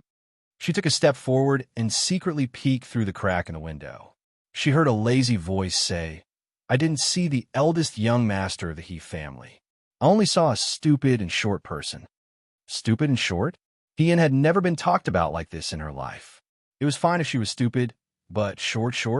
How was she short? Her height, compared to other girls her age, was already considered to be very outstanding. Hien wanted to see which blind person would come up with such a conclusion. As soon as he raised his eyes, he saw the bright and pretty young man who was surrounded by the group of young men.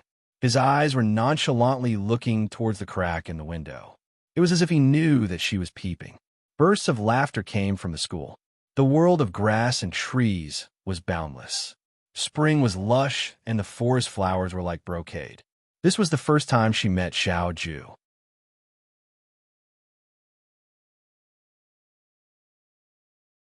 Chapter 19. The next day it began to rain.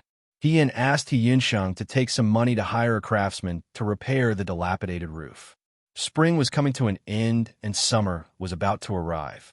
The rain would only get heavier and heavier. In the He family's house, only the roof of her house was still intact. He Sui and He Yunsheng's houses were filled with copper basins to catch the dripping water. As soon as he entered the house, he seemed to be selling basins. The roof was repaired very quickly. It was made of sturdy blue tiles. Hien thought about changing the quilts and pillows in the house. They were so torn that he could pull out cotton. He Yunsheng stepped into her house and said, "Hien, come and take a look." Hien was baffled. He Yunsheng took out a piece of paper from his chest and said to her, "Yesterday, I wrote down all the good schools in the capital. Do you want to go and take a look together today?" "Now," Hien asked, "You want me to go with you?" He Yunsheng's face showed a bit of anger for being exposed. He turned around and said, "I just wanted to let you know." "Okay, I'll go with you," He Yin replied. This young man's temperament was awkward, but he was still cute and didn't have a bad heart. When He Yin walked into the courtyard, he saw the horse that Xiao Ju gave He Yunsheng yesterday was curled up in a corner. He Yunsheng even built a simple stable for it. The He family was poor and couldn't afford to raise a horse. They only raised chickens and ducks in the courtyard. Now that there was a huge animal, it was really strange. The horse was eating grass with its head lowered. The grass was wiped clean and neatly stacked. It was obvious that He Yunsheng did it. Seeing He Yin looking at the horse, He Yunsheng proudly said, "Xiang Xiang is very beautiful." He Yin almost thought that he heard wrong and asked, "What did you call it?" "Xiang Xiang." He Yunsheng answered matter-of-factly, "I saw her yesterday. She's a female horse. Since she's with me, I have to give her another name. Xiang Xiang is a name that girls will definitely like." He Yin, as long as you're happy. He Yunsheng should study more, but He Yunsheng refused to listen. Xiao Ju was such a picky person. If he knew that He Yunsheng had named the horse that he had given away so casually, it would be the greatest humiliation in his horse gifting career.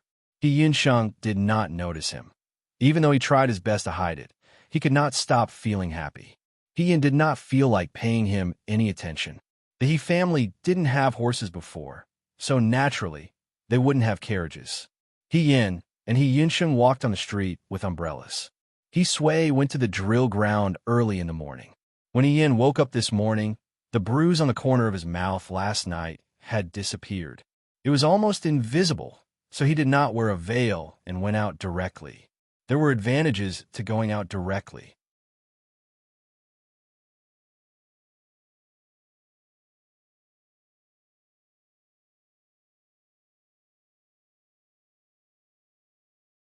Chapter 20. He Yunsheng stood in front of He Yin. Fan Sheng was a little astonished.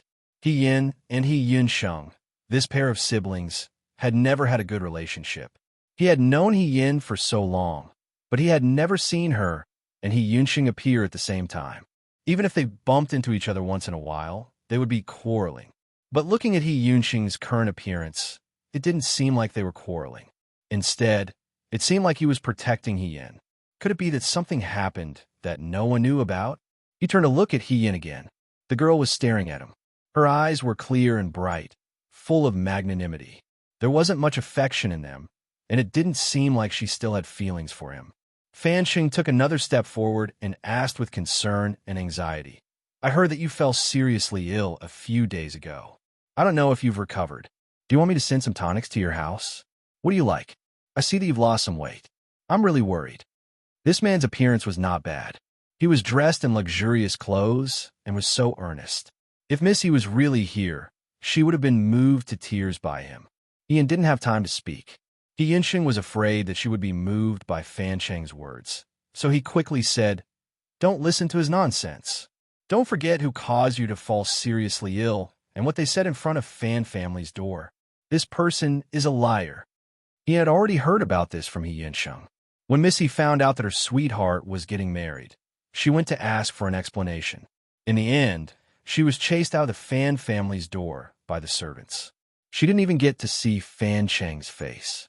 That was why she was so disheartened and fell ill. When Fan Sheng heard this, he secretly hated He Yunsheng for being such a busybody. However, on the surface, he was even more sorrowful. This marriage was decided by my parents. I didn't have the right to choose. It's just that you should know my feelings for you. Why should you listen to an outsider's instigation? Who are you calling an outsider? He Yunsheng was furious. I'm her biological brother. What's your relationship with her? Don't even think about taking advantage of me. He Yin patted He Yunsheng's shoulder, signaling He Yunsheng to calm down.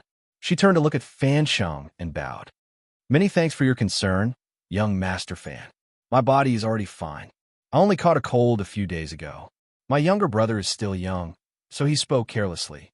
Fan Sheng didn't expect her to say that. He was stunned and didn't say anything for a while. The past is now gone.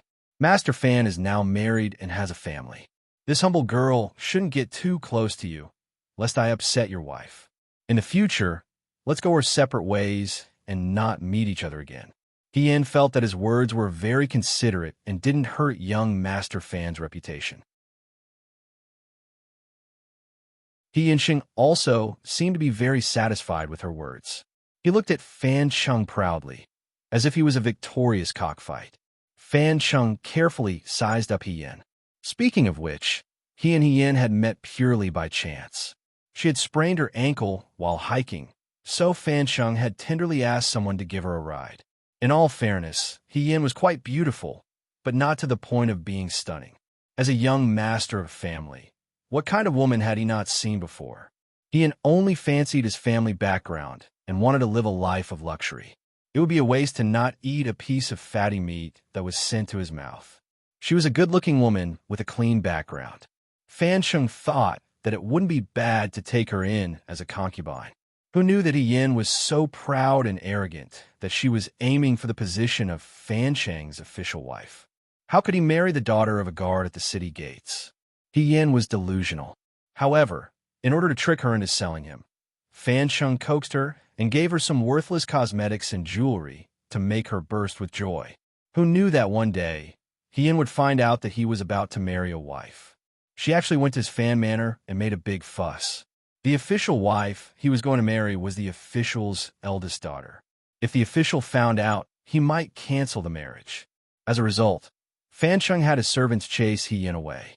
When he heard that, He Yin was very sad and almost wanted to commit suicide in front of his door. Fan Sheng was too lazy to care. After that, he got married and took a beautiful wife into his arms. Everything went smoothly. After the marriage, Fan Sheng's old habits flared up. However, this new wife of his had a fierce personality.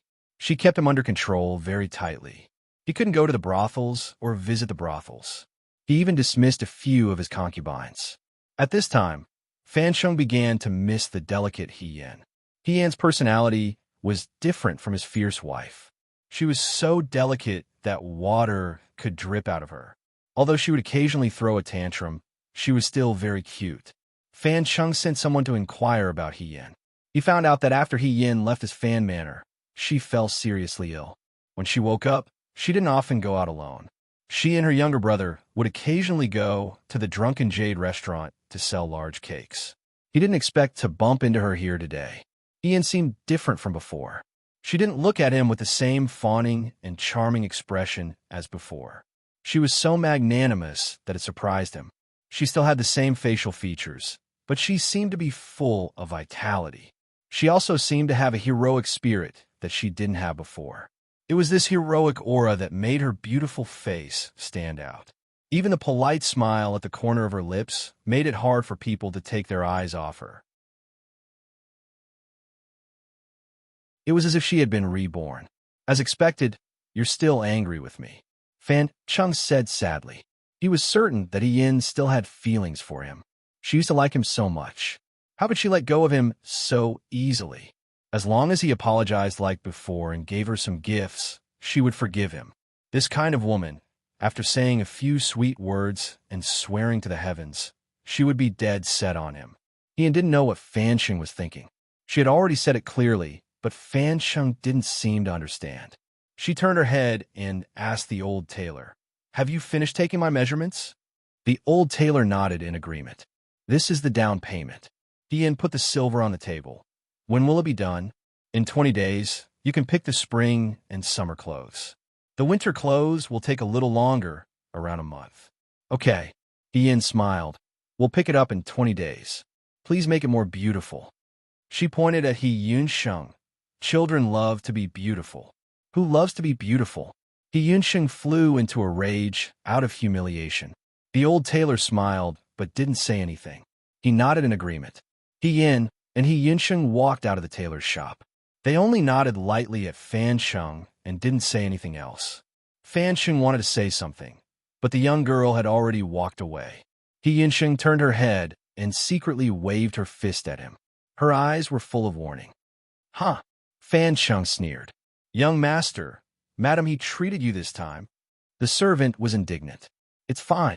Fan Sheng waved his hand. "She's a woman. She's just throwing a tantrum." Today's He Yin was very different from the past. That unapproachable appearance really made one's heart itch. Fan Sheng suddenly remembered that he had spent so much time on He Yin, but in reality, he didn't gain any advantage. How could he let the duck that was already in his mouth fly away? Since they met here today, why not continue their previous fate and achieve something beautiful together? Fan Sheng revealed a confident smile.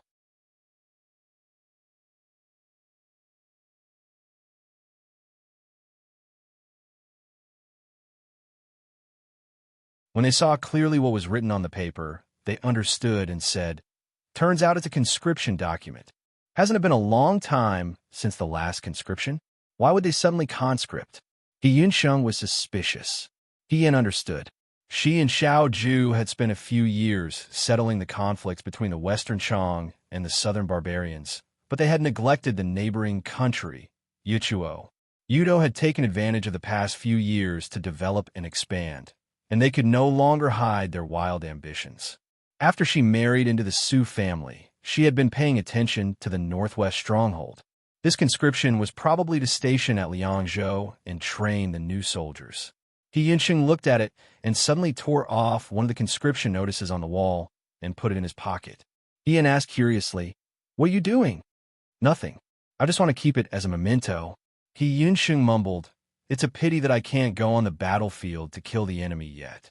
If I were a little older and stronger, I would also want to join the army." Ian heard this and laughed. Joining the army is not a simple matter. You have to suffer the pain of the wind and sand, and you have to constantly watch the people around you sacrifice themselves. On the battlefield, you have to be prepared to fall at any time. You don't even dare to kill fish. How can you kill people? He Yunsheng was speechless. After a while, he said, "You say it as if you've been there before." Ian walked with him back home, but only lowered his head and smiled. Of course, she had been there before. Speaking of which, at that time, she was about the same age as He Yunsheng.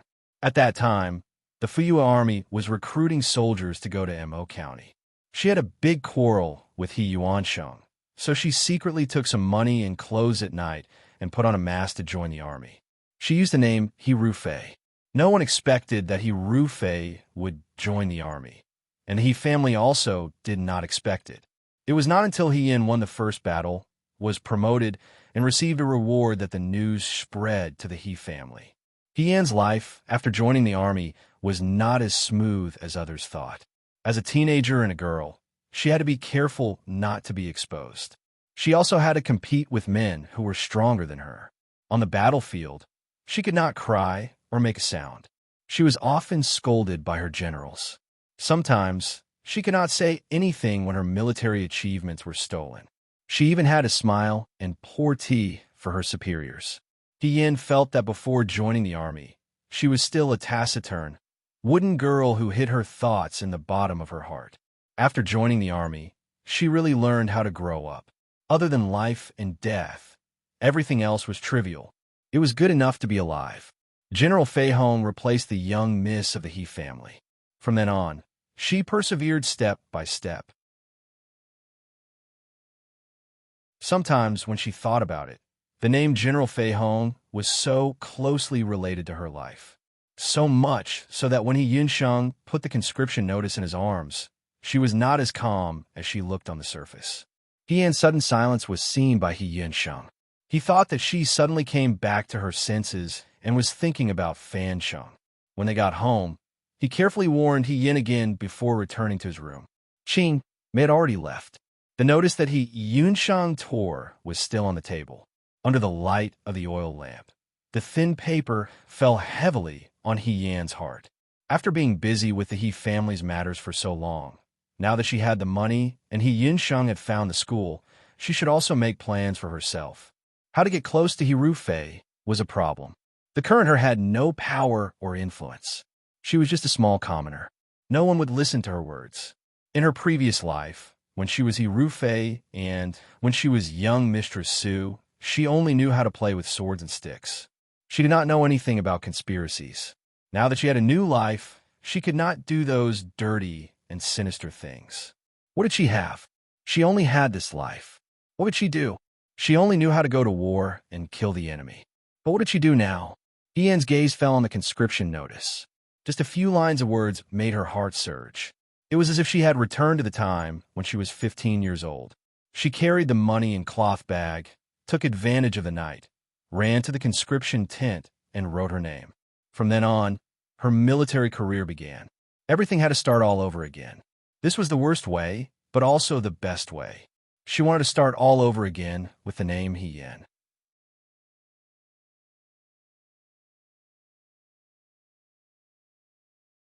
Chapter 22. For the next 10 or so days, everything was calm and peaceful. The roof of the house was repaired and the quilt was changed. He Yin also went to find a servant for He Yunsheng. Normally, the servant would help He Yunsheng carry things and run errands. Qing Mei would also have a companion to talk to at home. He Yunsheng had already handed over the school supplies to his teacher and started going to school every day. He Yin was left alone in the house. He Sui wasn't home, so only Qing Mei accompanied him. He Yin could openly practice swordsmanship in the courtyard. Practice with a branch that he picked up. Her skills were engraved in her mind, but her body was really weak. As long as she stumbled a little, the bruises would be very obvious. Moreover, she didn't have much strength. Although He Yin had deliberately practiced a lot, compared to before, she was still too weak. It wasn't good to go to the battlefield with this body. He sighed his heart and put down the branch. Young lady, young lady. Qingmei trotted in. Someone came to deliver something again. He frowned. Why did they come again? This servant also doesn't know. They left after putting down the things. Qingmei was in a difficult position.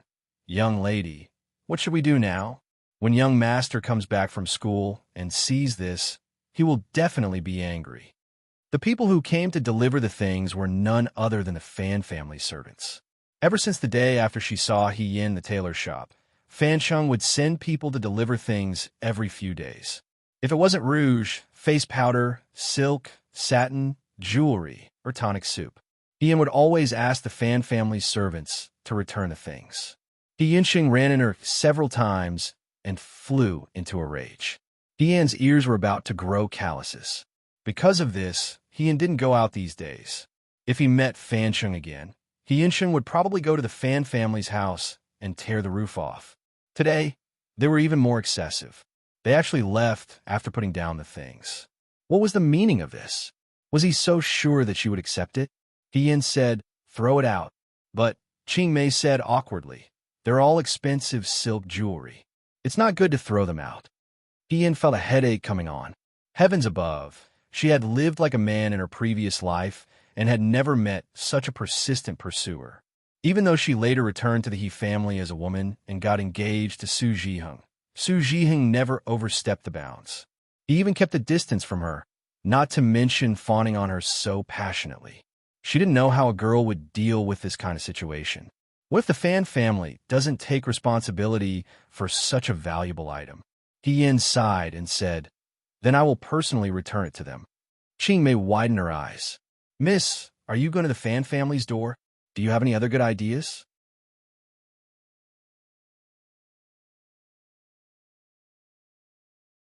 Everyone in the Fan family was her people. A manservant knocked on the door. Come in. Tang Ying was sitting on the soft couch, admiring the embroidered noodles that had just been made. After the manservant entered, he first knelt down and kowtowed to Tang Ying. Then he said, young mistress, a maidservant came by just now and brought in a basket. She said that she wanted to give it to the young master. When Tang Ying heard this, she paused and looked at the manservant. Maidservant, what basket? Bring it over and let me see. The manservant brought the basket forward. Tang Ying grabbed it and flipped it over a few times. When she saw that it was filled with women's silk fabrics, rouge, and face powder, she was unable to restrain her anger. What is this? The manservant mumbled and didn't dare to speak. The personal maidservant next to her said, these are all women's things. Young mistress, the young master doesn't usually use these things. It must be that he wanted to curry favor and someone returned it to him. Tang Ying suddenly stood up and messed up the porcelain cups on the table. The porcelain shattered on the floor. Her expression was fierce. Fan Sheng, that bastard. Young mistress, the most important thing now is not to investigate the young master.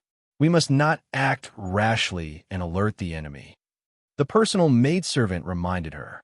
Tang Ying calmed down a little and said, you're right. There's no such thing as guarding against thieves for 1,000 days. If she was from a good family, how could she hook up with Fan Sheng? I think that slut is just loosening the reins in order to grasp them better. Despicable. She ordered the manservant, who had his head lowered and didn't speak. For the next few days, follow Fan Sheng and see where he goes and who he meets.